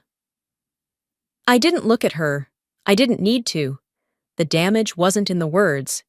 It was in the fact that no one disagreed. I slowly adjusted my coat again, lifting the collar. I turned toward the exit. One more step and I'd be out of her theater. Then came the whisper, low and wet with implication, from behind the counter. "She's probably casing the place." I froze. My breath caught in my throat, not because I was afraid, but because I recognized what was happening. I was being reframed, a thief. Valora's greatest talent had never been cruelty. It was narrative control. She knew how to build a version of you others would believe faster than they'd bother asking you to explain. I turned, just slightly, and saw the clerk, who'd whispered now, pretending to polish a watch band. Another nodded, subtle as fog. Their posture said more than words ever could. No one in that boutique saw me anymore. Not really. I was already labeled, already coded, already processed. My mother once told me silence came in two forms, grace or surrender. That day, mine was neither. It was a note, sharp, mental, filed away. I left without a word. But they hadn't watched me leave. They'd watched me stay, quietly, in their memory, like a fuse that hadn't burned out yet. By the time I got home, the sun had already dipped behind the mountains, leaving Pasadena wrapped in the kind of golden quiet that always made the air feel heavier. I slipped off my shoes and let my coat fall over the back of a chair, not bothering to hang it. My purse hit the entryway table with a soft thud. I didn't turn on the lights. I didn't need to see the room to know where everything was. I walked straight to the hallway closet, pulled down the navy blue storage box labeled in Sharpie, Miskell Old Stuff, and carried it to the kitchen table. My hands moved on muscle memory as I opened it. A few greeting cards from birthdays no one remembered anymore. A faded Polaroid of me and Valora in matching Easter dresses. A ribbon from a piano recital I barely practiced for. And then I saw it. A folded sheet of printer paper, creased 3 times, edges slightly curled from being opened too many times over the years. I didn't need to unfold it to know what it was. I had written it. Every word. I'm sorry if my presence was a distraction. I only wanted to support you. I read it aloud, quietly, like a line from a play I'd never gotten to finish. It was the email I had sent Valora 5 years ago after she'd uninvited me, publicly, from the launch of her flagship boutique. Back then, I told myself she was under pressure, that she didn't mean to humiliate me in front of mutual friends. I convinced myself that if I apologized, if I took the blame, maybe we could reset. Because that's what people do in families, right? They find ways to stay in orbit, even if it means shrinking themselves. But now I understood. That apology hadn't closed any wounds. It had become evidence, used to justify her narrative that I was emotionally disruptive, used to validate a blacklist that followed me into the very boutique she once begged me to help her build. She hadn't just framed me, she'd used my own frame. I pushed the letter aside and opened my laptop. It hummed to life, the screen glowing against the dim room. Out of habit, I clicked open Instagram. I don't know why. Habit, maybe. Or the need to punish myself with one more layer of curated fiction. There she was. Valora, front and center on her profile, in a photo from her first boutique event. The caption read, "Built it, paid for it, deserved it." Over 1,200 likes, dozens of comments. Such a powerful solo moment.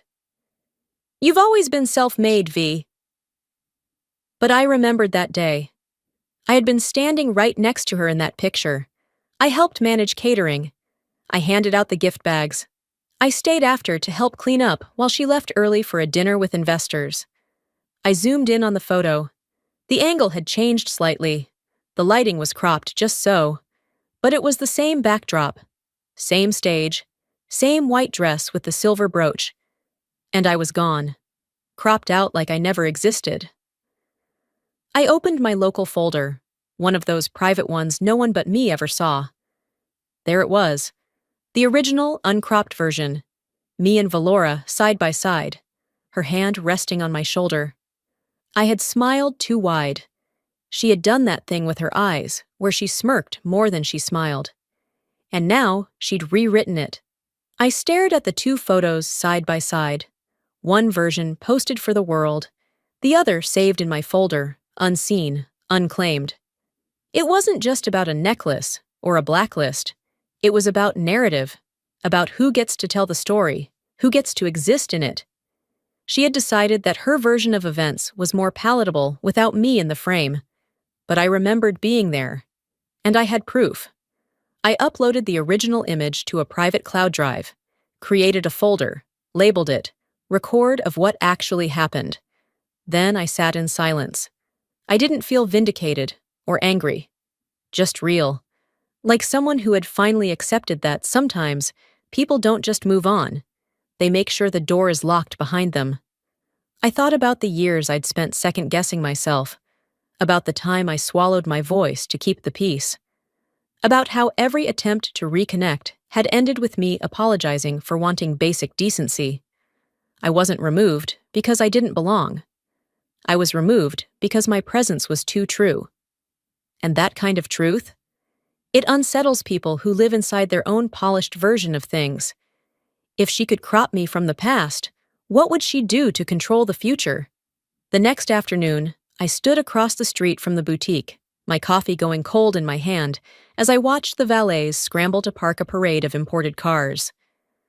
De La Vigne always looked like a set piece for someone else's story.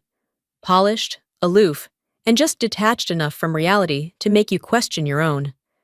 I didn't plan to go inside again so soon, but sometimes silence leaves a taste in your mouth that only truth can rinse out. I walked in slowly, deliberately. The same soft lighting bathed the display cases. The same curated scent lingered in the air, roses and cedar, and something sharper beneath, like ambition masked in perfume. This time, no one greeted me. I approached the center showcase, where the necklace still sat. I didn't reach for it. I just looked. Up close, the charm didn't sparkle so much as it performed. I leaned forward slightly, tracing the chain with my eyes, stopping at the clasp. I needed to know.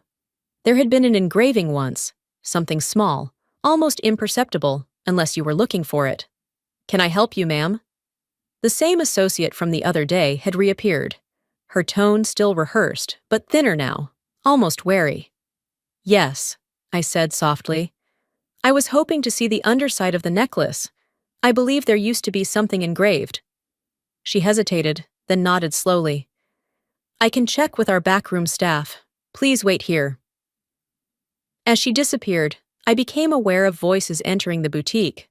Familiar, forced, and far too loud for a place like this. Valora. She was dressed in a deep emerald jumpsuit today, her hair slicked back into that unforgiving bun that always made her look taller. She didn't see me right away. She was mid-laugh with another woman, someone I didn't recognize, mid-40s, dripping with diamonds and Botox confidence. Then Valora's eyes landed on me. For a second, her smile twitched. Just slightly.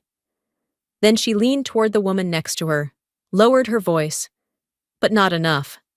"Be careful," she said, gesturing vaguely in my direction. "She used to steal little things as a kid. You never really know with her." It didn't matter that the words were framed like a joke. It didn't matter that they were said with a half smile. The damage was already airborne. The boutique froze. A man browsing cufflinks glanced up. The woman with Valora looked startled, then giggled nervously, like someone unsure whether they were being invited to laugh or warned not to. I didn't move, not right away. The associate returned, avoiding eye contact now. "Our back technician can show you the necklace. Follow me, please."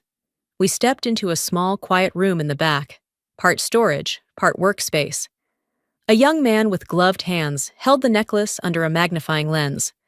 The light hit just right. I leaned in.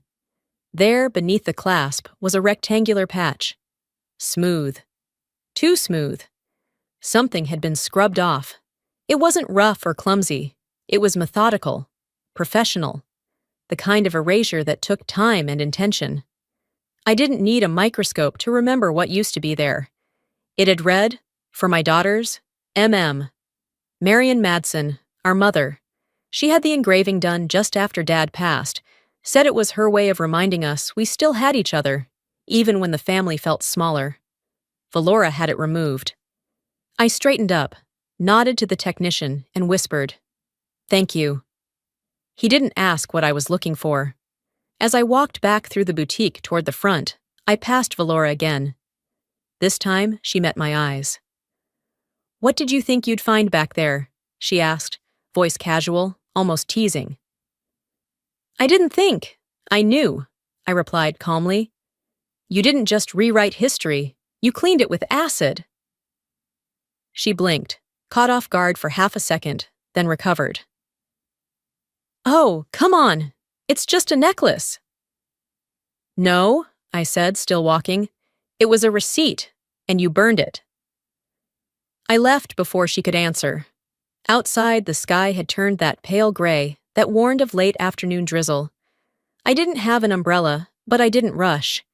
I needed the walk, needed to feel the pavement under my feet, the air on my face.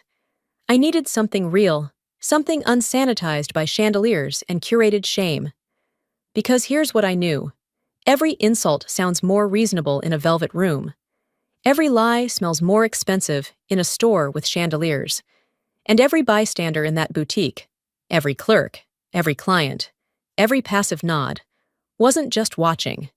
They were participating. Not one person said, "That's not okay." Not one asked, "Is that true?" They didn't have to. Their silence did the heavy lifting. I didn't scream. I didn't break. But she should have known. Quiet isn't always permission. I lingered near the hallway exit, phone in hand, pretending to scroll, while my mind replayed every word Valora had said, like static in a radio. I wasn't texting. I wasn't checking email. I just needed something to hold, something that kept me from curling my fingers into fists. From the corner of my eye, I saw her, Isolde. She was maybe 23, 24 at most. One of the newer hires, always polite but careful not to be too visible. That day, her eyes moved like she was scanning for cameras rather than customers. She passed close, just enough to slip a folded paper into my hand. I opened it without drama. Inside, in neat, nervous handwriting, were 7 words. I saw what she changed. You weren't wrong. Isolde didn't stop walking. She kept her voice low, barely audible. I'd help more, she murmured, but I'm on probation here. I could lose everything. I didn't say anything. I just nodded once. And that was enough. It hit me then, not just what Valora had done, but how she had trained the room around her. Everyone here had been taught not just to serve her, but to protect her. Not through affection, through silence, through fear. It wasn't just money that bought her power. It was pressure, leveraged like interest, subtle and constant. No one said no to Valora because they didn't want to lose the small space they were allowed to occupy.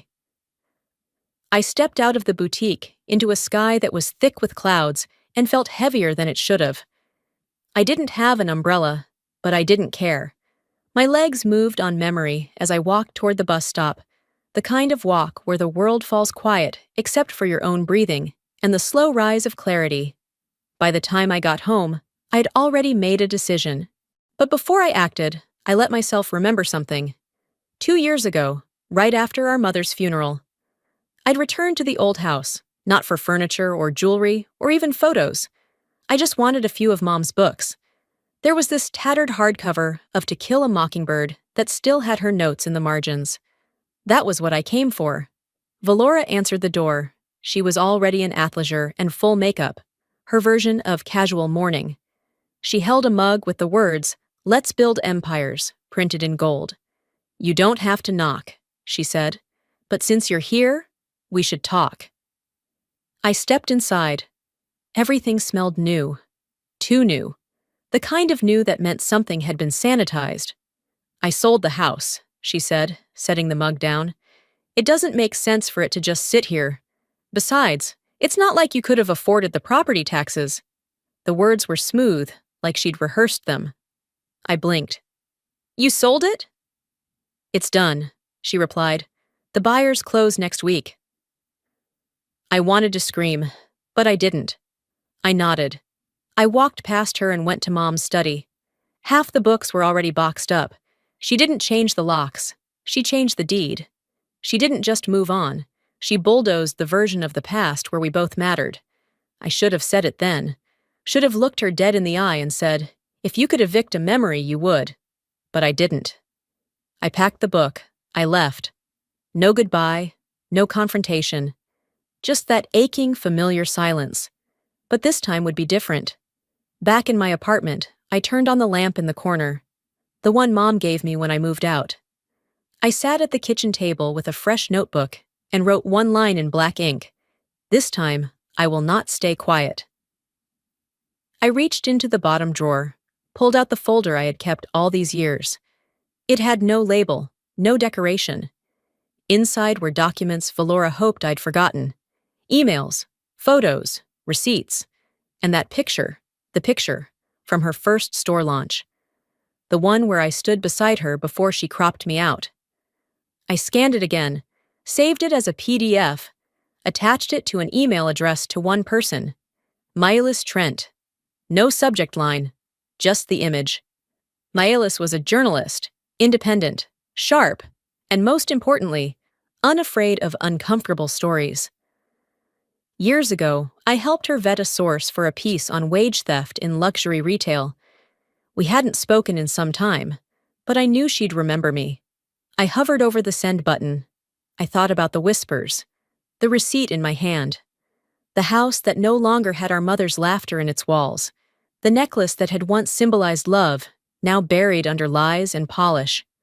I pressed send, and just like that, something shifted inside me. I wasn't looking for revenge. I wasn't interested in public drama. But I wasn't going to pretend anymore that silence meant peace. Some people mistake your quiet as permission. Others use it as proof you never mattered. Valora had done both.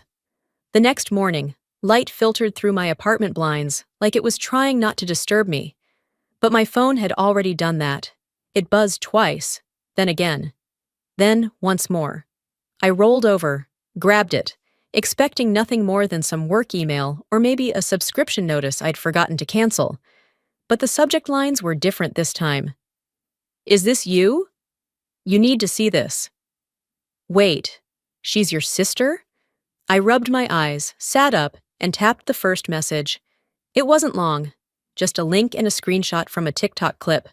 My heart didn't drop exactly, it slowed. My thumb hovered for a second before I pressed play. There we were. Me, standing like a statue inside De La Vigne. The necklace glimmered behind the glass. My posture said everything, shoulders slightly hunched, face too still. Valora's voice came through, clear and sharp like she'd been mic'd. This place doesn't sell cheap stuff. The camera panned to me just in time to capture my expression. Blank, unreadable. I hadn't realized someone had been filming, but of course they had. There are always phones, always watchers. The caption read, "Rich woman humiliates sister over $12 necklace. Family fail. De La Vigne drama." My fingers trembled, not from fear, but from something slower and deeper. I scrolled down to the comments. She didn't even say anything. That's the kind of pain you recognize. Can't believe blood did that to blood. Silent type always gets stepped on until they snap. She'll come back swinging. This isn't luxury, it's cruelty in Kashmir. I refreshed the page. Over 800,000 views, 26,000 likes, thousands of comments, some supportive, some cruel, some just watching for the entertainment. The video had gone viral overnight. And not because I'd done anything, but because I hadn't. Because I hadn't defended myself. Because I stood there and let Valora's words land like slaps in a boutique full of bystanders with expensive sunglasses and silent mouths. They didn't film my pain, but they shared it anyway. I put the phone down, got up, and made myself coffee with shaking hands. The machine sputtered louder than usual. My reflection in the microwave door looked tired, but there was something else there now, something more alert. I sipped slowly, then walked to the kitchen table where my old folder still lay open from the night before. Pages half pulled, images scattered. I shuffled them back into order with care, pausing at the photo of us. The photo. The one where I hadn't been erased. I wasn't going to let her write the ending. Across town, in a boutique security office tucked behind a mirrored wall, a different kind of story had played out the night before. I didn't see it with my own eyes, but I'd been told enough since.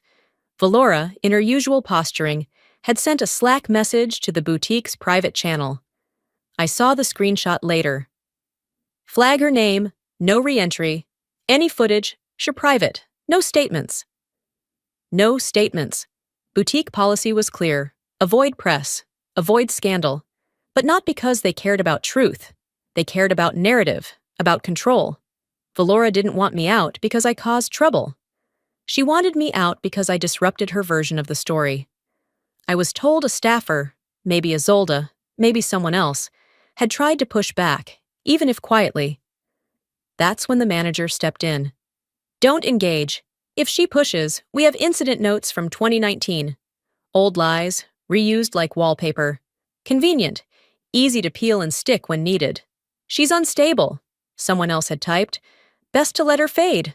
Fade. I sat back down at my desk, refreshed the video again. Nearly 1 million views now. The comments scrolled faster than I could read. Then, I saw one that stopped me, cold. There's more to this story. Someone better tell it before she's edited out again. Edited out again. I opened the folder on my desktop, record of what actually happened. Clicked through the files. I had images, screenshots, emails, the receipt, the original photo, the gift letter from our mother. All of it. It had sat there for years, waiting for something I hadn't even realized I was building toward. I selected the files, created a Dropbox link, watched the bar crawl toward 100%. Then I copied the link into a new email. But I didn't send it, not yet. They wanted me silent. Now they were afraid of what I might say.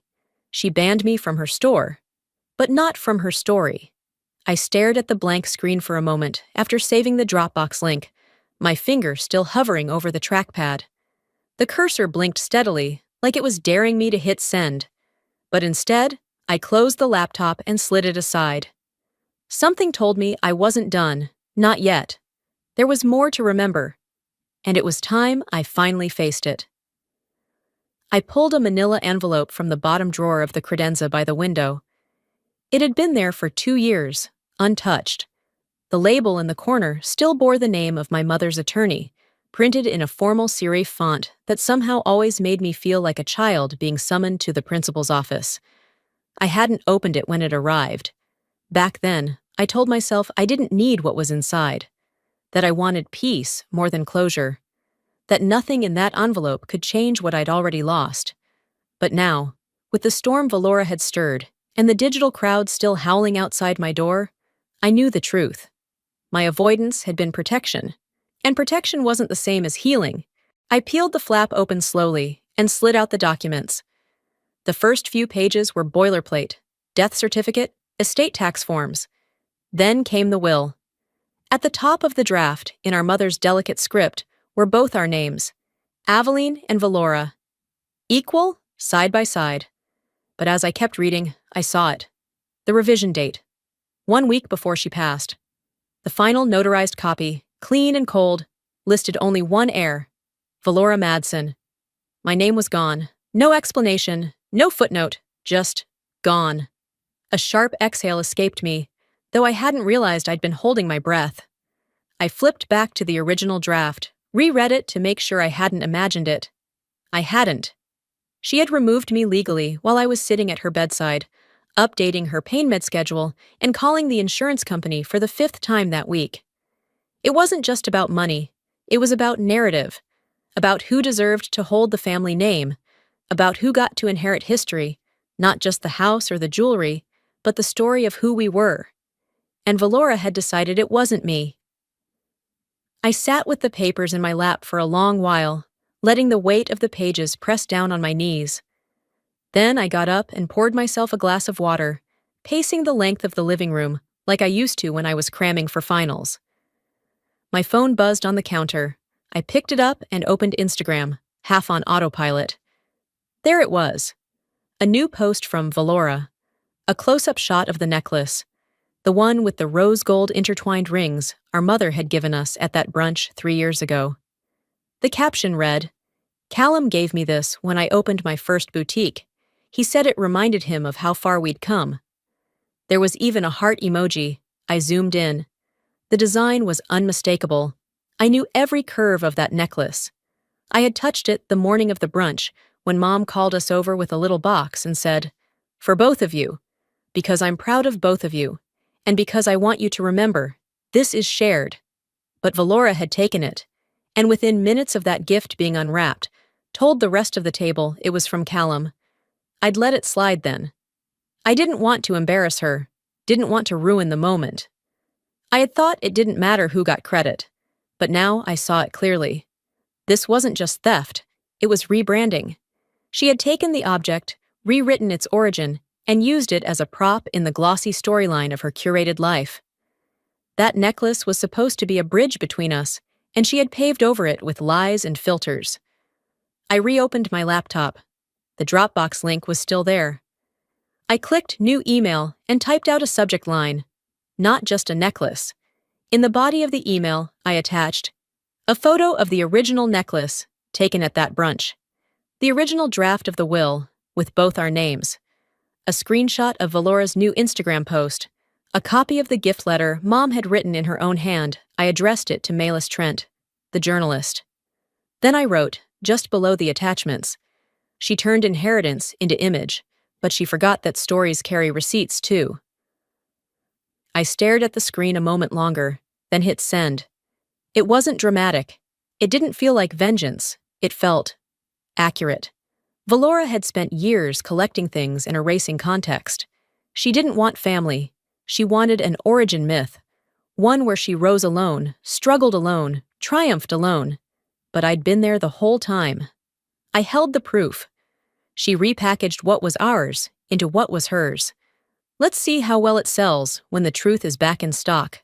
The morning I returned to De La Vigne, the sky was overcast. Not stormy, just uncertain. Like the weather couldn't make up its mind. I didn't dress up. I didn't curl my hair. I didn't wear anything that sparkled or shouted. Just black slacks, a clean blouse, and my mother's old watch. It hadn't worked in years, but I wore it anyway. Not for time, but for memory. When I pushed through the boutique doors, the first thing I noticed was the shift in temperature. Not physical, but human. Last time, they barely saw me. This time, they all saw me. And they were careful. The woman at the reception desk offered me water with too many ma'ams. The manager who once avoided eye contact now said my name with over-enunciated warmth, like he was trying to erase something by overcorrecting. "We're glad to have you back, Ms. Baird," he said, folding his hands like a waiter, trying to earn back a lost tip. "Would you like to browse the—" "No," I said gently. "I'll wait." And I did. A few minutes later, she arrived. Valora. She walked in like nothing had happened, like the internet hadn't dissected her for 2 days straight, like her version of the story hadn't unraveled in 1,000 retweets and video stitches. She wore white again. She always wore white when she wanted to seem untouched. She brought 2 influencers with her this time, women I recognized from her social circle, all teeth and heels and curated femininity. They laughed too loud, overcompensating, always a tell. Our eyes met. She didn't speak, not to me. But her smile dipped a fraction, just enough to say, "You don't control this room." And then the boutique doors opened again. No chime, no announcement, just presence. Callum walked in without warning, not flanked by PR. No assistants, no theatrics, just him. In a gray suit, no tie. His expression wasn't cold. It was measured, sharp, like he had done his homework. Valora straightened up as if she'd been caught in a lie, but wasn't ready to admit which one. "Callum," she said, stepping forward. "I didn't know you were coming." He didn't answer her. Instead, he walked directly to the head sales manager, who, to his credit, didn't faint. "I want to see the most expensive item in the store," Callum said evenly. "Now." The man blinked, nodded, and rushed away. In the corner, a woman holding her purse clutched her phone tighter. Someone whispered, "That's him!" Another replied, "It's her husband." Valora's face held, but I saw the first crack, right around her eyes. The manager returned with a velvet tray, trembling slightly. On it sat the crown jewel of De La Vigne, the diamond necklace. Its centerpiece sparkled under the lights, like it had been waiting for this very moment. The entire boutique leaned in, some physically, others with breath held behind glossed lips. Callum didn't even look at it. He turned to me. "Try it on!" My heart skipped. I didn't move right away. I wasn't sure what was happening. I wasn't sure why he was doing this, until I saw Valora's hands curl around the sides of her designer clutch. She stepped forward. "This is absurd," she said, voice sharp. "That's mine. You got it for me." Callum turned to her then, fully, calmly. "I got it for the woman who understood value," he said. "Not vanity." Valora blinked like she'd been slapped. Not loudly, not violently, but precisely. He turned back to me and gently lifted the necklace from the tray. He stepped closer, pausing just long enough for me to give consent, not with words, but with stillness. He fastened it around my neck with the kind of care you reserve for things that matter. I didn't smile. I didn't gloat. I just stood there, wearing not just diamonds, but truth. "You always needed shine," I said softly. "I learned how to reflect." Silence, then whispers. So many whispers. "That's her," someone said. "The sister." She didn't even raise her voice. Another voice, almost in awe. "Valora just lost her crown." The boutique's Instagram Live, accidentally still running on a tablet left near the register, was capturing every second. I didn't need to post. I didn't need to defend. I was simply present. Valora backed away slowly, like the air had shifted and she couldn't breathe in it anymore. The influencers who came with her, they found sudden interest in a display case across the room. Their laughter quieted. Their phones stayed down. No selfies now, not in this light. I turned to the manager. "Thank you," I said, adjusting the necklace with a single touch. He nodded, his posture half a bow. I walked out of the boutique with no applause, no music, just a quiet knowing that something had changed. She wanted luxury to validate her. I let silence do it for me. I didn't check my phone that night. I left it face down on the kitchen counter and made a cup of mint tea instead. I stood at the window while the water boiled, watching headlights glide past on the street below like slow-moving thoughts I didn't want to catch. I needed the quiet to linger, if only for a few more hours. It had taken years to reclaim my voice. I wasn't about to give it away in the comments section. But the next morning, the world knocked on my door, and it didn't wait for an invitation. My name was trending, not for scandal, not for shame, but for stillness. Woman holds composure, while sister humiliates her in 12 Minoners boutique standoff. She stood like a verdict, not a victim. She wore dignity like it was couture. I blinked at the headlines, unsure if I was still asleep, but the emails pouring into my inbox said otherwise. Journalists, bloggers, a friend I hadn't heard from since high school, a woman from Oregon who just wanted to say, "Thank you for showing me that not fighting back doesn't mean losing." The boutique's Instagram page had gone into lockdown. The comments on Valora's most recent post, where she smiled with that necklace, falsely claiming it as a gift from her husband, had turned into a battlefield. Some people defended her, of course. Image has a long shelf life. But most saw through it now. Someone had clipped the live stream footage, where Callum walked in, where he said plainly, "I got it for the woman who understood value, not vanity." That single line had become a meme, a tweet, a TikTok trend. And Valora's face at that moment, caught mid-smirk, frozen like a statue just before it cracks, was everywhere. Luxury doesn't make you noble. Callum knew the difference. Some people wear diamonds. Some people reflect them. In 48 hours, the boutique's rating dropped from 4.9 to 2.3 stars. Influencer tags were removed. A video compilation popped up showing Valora dismissing service staff at events, giving fake cries during charity panels, and refusing to answer a question about her humble beginnings. I didn't post a thing. I didn't comment. I didn't retweet. I just sat on my couch in my quiet apartment, barefoot, sipping coffee, and reading what people were finally seeing for themselves. The truth doesn't always have to roar.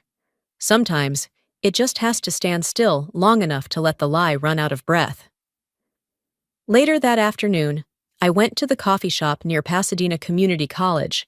I needed air, familiar faces, a place where nobody cared if you wore designer or not. I hadn't been there in a while, but the barista still remembered my order. Black coffee, 2 ice cubes, no cream. I was stirring in a dash of cinnamon when I felt a tap on my shoulder. "Ms. Baird?"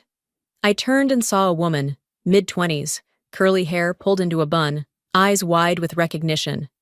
"I'm Narina," she said quickly. "Narina Hodge. You probably don't remember me. I was in your creative writing class, sophomore year. You helped me get my first story published in the school paper." I blinked, then smiled. "Of course I remember you. You wrote that piece about your grandmother's quilt collection." She nodded, eyes glassy. "I saw the video. I saw everything. And I just wanted to say, I saw what they did to you. But the way you stood there, you rewrote it in real time." She paused, then added, "You taught me that stories matter. I never forgot that." My throat tightened, not from pain, from release. Sometimes the past you thought had drifted out of reach comes back, not to haunt you, but to hug you. Narina reached into her tote bag. "I work for a small publishing house now, junior editor. My boss saw your name in the news. He watched the video. He asked me if I knew you." "And?" I asked, eyebrows raised. I said, "She's the kind of voice the world forgot, but now desperately needs. And he wants to meet with you. If you're open to it. No pressure, of course." I let out a small laugh. Genuine, surprised. "You just made my entire week, Narina." She blushed. "No, you made mine. Years ago." She gave me her card and promised to email me by end of day. Then she left, as quickly as she appeared, waving over her shoulder like we'd just finished class. I sat there a long while, watching the swirl of cream in someone else's coffee, letting the noise of the cafe settle around me like a safe blanket. I hadn't asked for recognition, but maybe that's the point. The loudest echoes come when you stop trying to make a sound. That evening, I scrolled through more coverage, this time as an observer, not a target. Fashion columnists were questioning the industry's obsession with aesthetic over authenticity. A YouTube commentary channel did a full breakdown of the Baird Greaves Boutique Showdown and ended with, "Sometimes the most powerful person in the room is the one who doesn't raise her voice." Refund requests hit the boutique's inbox like a storm. Sponsors quietly distanced themselves from Valora. A quote from her old interview began circulating as irony. "If I ever fall, it'll be because I tripped over my own success." I didn't celebrate. This wasn't justice in the legal sense. No subpoenas, no settlements. This was justice by witness. And I didn't share my story. I just stood in it. And somehow, that was enough for the world to see what she'd painted over. She curated an image. I lived a truth. And now, the world had chosen which to believe. The quiet that followed wasn't a peaceful one. It was the kind that hums in your ears like leftover electricity after a storm has passed. You know something has shifted, but the room looks the same, at least on the surface. 2 mornings after the boutique incident, I met Callum at his office in downtown Los Angeles. He had requested the meeting himself, said it wouldn't take long. I said I didn't need closure. He said this wasn't about closure, it was about clarity. His office was just as I remembered from years ago. Clean, minimal, intentionally cold. The kind of space where people wear restraint like armor. The legal assistant greeted me with a name I hadn't heard in weeks. Ms. Baird.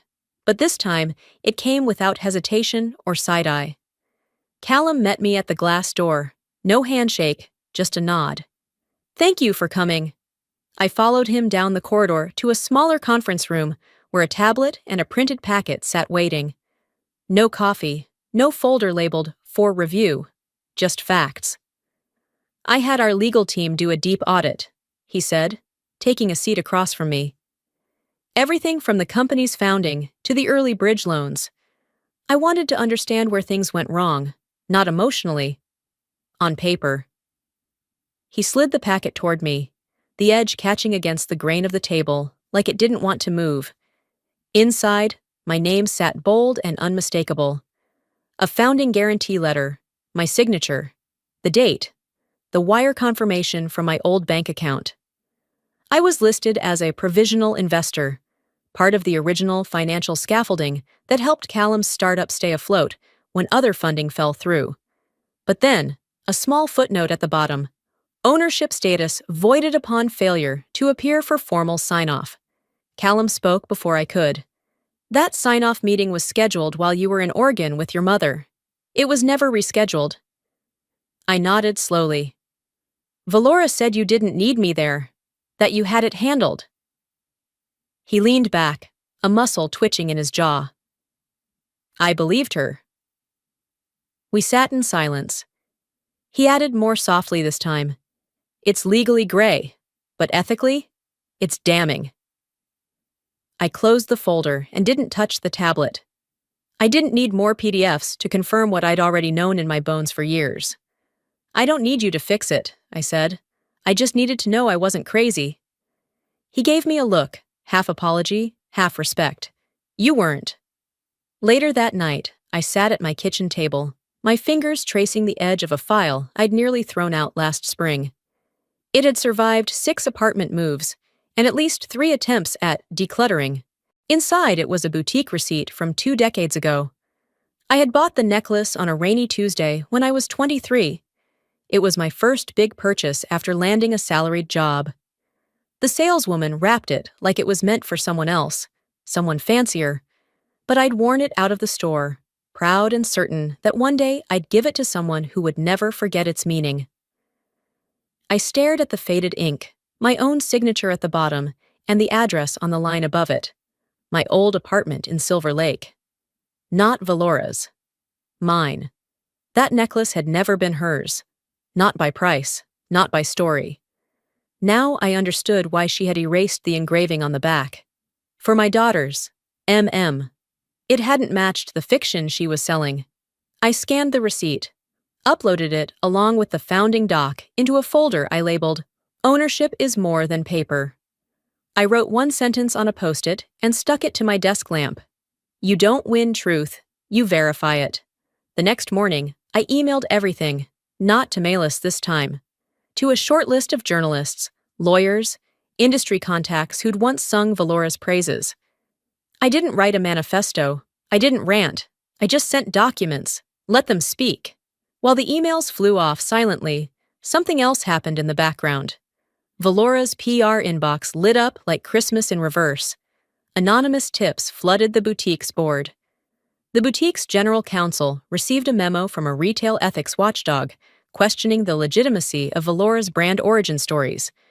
And while I made breakfast in my small Pasadena kitchen, scrambled eggs, toast, nothing fancy, news trickled into the public. First, one of her sponsors announced they were reevaluating their collaboration. Then, a podcast episode aired, breaking down the inconsistencies in her business timeline, the redacted documents in archived press kits. Fashion bloggers began stitching together screenshots and timelines like detectives with digital yarn. She had built her empire on being the woman who rose from nothing. The world was now learning how many hands she'd stepped on while climbing. And I hadn't said a word. I didn't have to. She crafted her image like silk, smooth, expensive, elegant. But I held facts like glass. Fragile, maybe, but they reflected everything. And now, finally, they were being seen. She built her success on forgetfulness. I kept receipts. Callum's office hadn't changed much. Neither had he. Always calm, always calculated. But that morning, he looked like someone who'd finally decided to stop pretending he couldn't see the fire across the street. The room was quiet when I walked in, sunlight bleeding through the blinds, just enough to make everything feel realer than I wanted. He didn't stand to greet me, just motioned to the seat across from him, like we were equals in a matter neither of us fully controlled. I started looking into things after our last meeting, he said, not wasting a breath. Honestly, I started before that, Months ago. I raised an eyebrow but said nothing. I didn't tell you then because I wasn't sure what I'd find, and because I wasn't ready to admit it to myself. There was a pause, and in it, I could hear the weight of what came next. Callum turned his screen toward me and tapped the keyboard. Here, he said. Financials, emails, archive pulls from the PR team. Valora's name is everywhere, but yours, scrubbed, even from places where you were quoted. My throat tightened. She had her name inserted into original pitch decks you helped write, removed yours from press kits, blog posts, even the podcast episode you guest spoke on back in 2018. I blinked. The one on first-gen entrepreneurs? He nodded. They re-released it 2 years later under her voice only, edited out your segment entirely. I sat back. There it was. Not a metaphor, not a hunch, just fact. He clicked again. And then there's this. Private account transfers from the boutique's marketing budget to a shell firm. She listed them as consultant payments. No consultant exists. I felt nothing, not even surprise, just confirmation. She didn't lose her way, I said. She never wanted to share the map. Callum rubbed his jaw. I stayed quiet longer than I should have. I wanted to believe she was just ambitious. No, I said. She was deliberate. On the table between us sat my silence. Years of it. Neatly folded. He gave me a number, a quiet settlement figure. I declined. I didn't need hush money. I had my own voice now. As I left the office, my phone buzzed. A call from Milas. I answered, and her voice came through steady, clear, like someone who had waited long enough. You still want me to publish the story?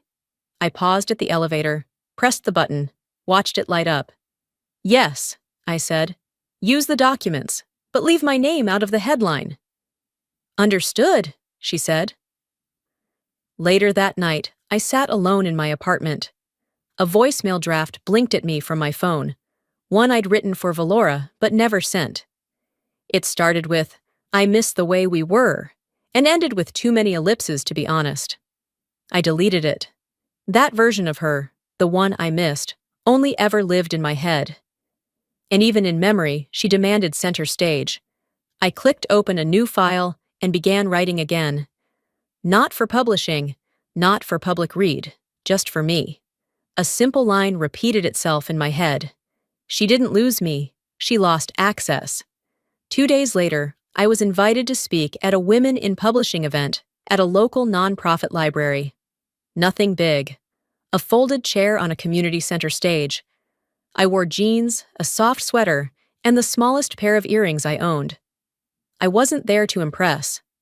I was there to be honest. My speech wasn't long. I talked about women who write but are never credited, women who edit behind the scenes, women who stay in drafts and get erased in the final version. I said, you're not invisible, they just don't know how to look at you without guilt. The room clapped, small but heartfelt, and as I stepped down, I saw her, Valora, alone. No glam squad, no camera crew, just her, in a pale coat too tight across the shoulders, standing by the exit like she'd wandered into the wrong story. I didn't approach her. She did. I never expected you to win, she said quietly. I didn't, I replied. I just stopped playing your game. She opened her mouth like she might explain, might apologize. I held up a hand, not with anger, but with finality. This isn't anger, I said. It's absence. I no longer orbit your gravity. She looked like someone who couldn't find her script. I walked past her. The door opened with a squeak and shut without echo. She didn't lose me to bitterness. She lost me to peace. The next morning, I woke early without an alarm. The house was still, the kind of still that doesn't demand your attention. It offers it. Light slipped gently through the sheer curtains of my office, casting long stripes across the desk, where my tea sat cooling beside a small stack of mail. Among the envelopes, I found a handwritten note folded carefully between a publishing catalog and a flyer from the local co-op. The return address was unfamiliar, but the handwriting wasn't. Narina's. Inside, a single page. Ink slightly smudged, like she'd written it quickly but meant every word. Thank you for reminding me that dignity doesn't shout, it just outlasts the noise. I read it twice, then folded it again and placed it in the box I kept in the closet labeled kept, not shared. That box had grown over the years, not just in size, but in weight. It held words that hadn't needed to go viral, gestures that hadn't needed an audience. I didn't cry, not because I wasn't moved, but because I was finally at peace. The kind that doesn't knock you over, the kind that holds your shoulders straight and lets you breathe deeper. Later that week, I received a quiet email from the City Museum. They were putting together a small exhibit titled Women and Legacy: What We Carry Forward. A curator had come across my essay on ethical authorship and wanted to feature a few of my personal artifacts, if I was willing. I didn't ask who tipped them off. I had a guess. The day I visited the exhibit, it was already open to the public. No ribbon cutting, no gala. Just a few careful displays lining a modest room with muted lighting and warm-toned walls. In one glass case sat my first annotated manuscript, margins full of second thoughts and stubborn confidence. Beside it, the boutique receipt I had once found tucked between old bank statements. My name, still faded but legible, alongside the necklace listing. And then, in the center, the necklace itself. It didn't glitter under the spotlight. It didn't command attention. It rested, quiet, resolute. A small plaque underneath read, "Gifted, erased, reclaimed." There was no mention of Valora, no timeline of scandal, just facts, just a corrected ledger of what mattered. I stood there for a while, not looking at the necklace, but at the faces of the people reading the plaque.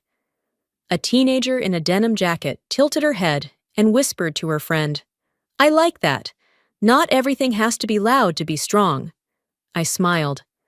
I wasn't proud because it hurt to get here. I was proud because I didn't take shortcuts, because even when I was written out, I never stopped remembering where I'd been. A few days later, I found myself at the stone bench on the hill overlooking Pasadena. It was where my mother used to sit after walks, sip her coffee, and talk to the sky like it was an old friend. I hadn't been back in years. In my hand, I held a plain envelope. No address, no stamp, just her name written across the front in my own steady handwriting. Inside, one line. You needed that necklace to feel worth. I never did. I left it under the bench, pressed between the pages of a book we both used to love, its cover sun-bleached, its spine softened with time. Then I walked away. Not with victory, with oxygen, with space that no longer had to hold the weight of her disappointment or my longing for something that never truly existed. On the way home, I passed by a bookstore I hadn't noticed before. A sign in the window read, "Local Voices Matter." Something about the phrase felt like permission, maybe even invitation. When I got back, I sat down at my desk, opened a new document, and began typing. Not about Valora, not about the boutique, just beginnings. The kind that don't require revenge or spotlight. The kind that stretch forward instead of circling back. Family can break you. Family can heal you. Family can also free you. Sometimes the same people do all three.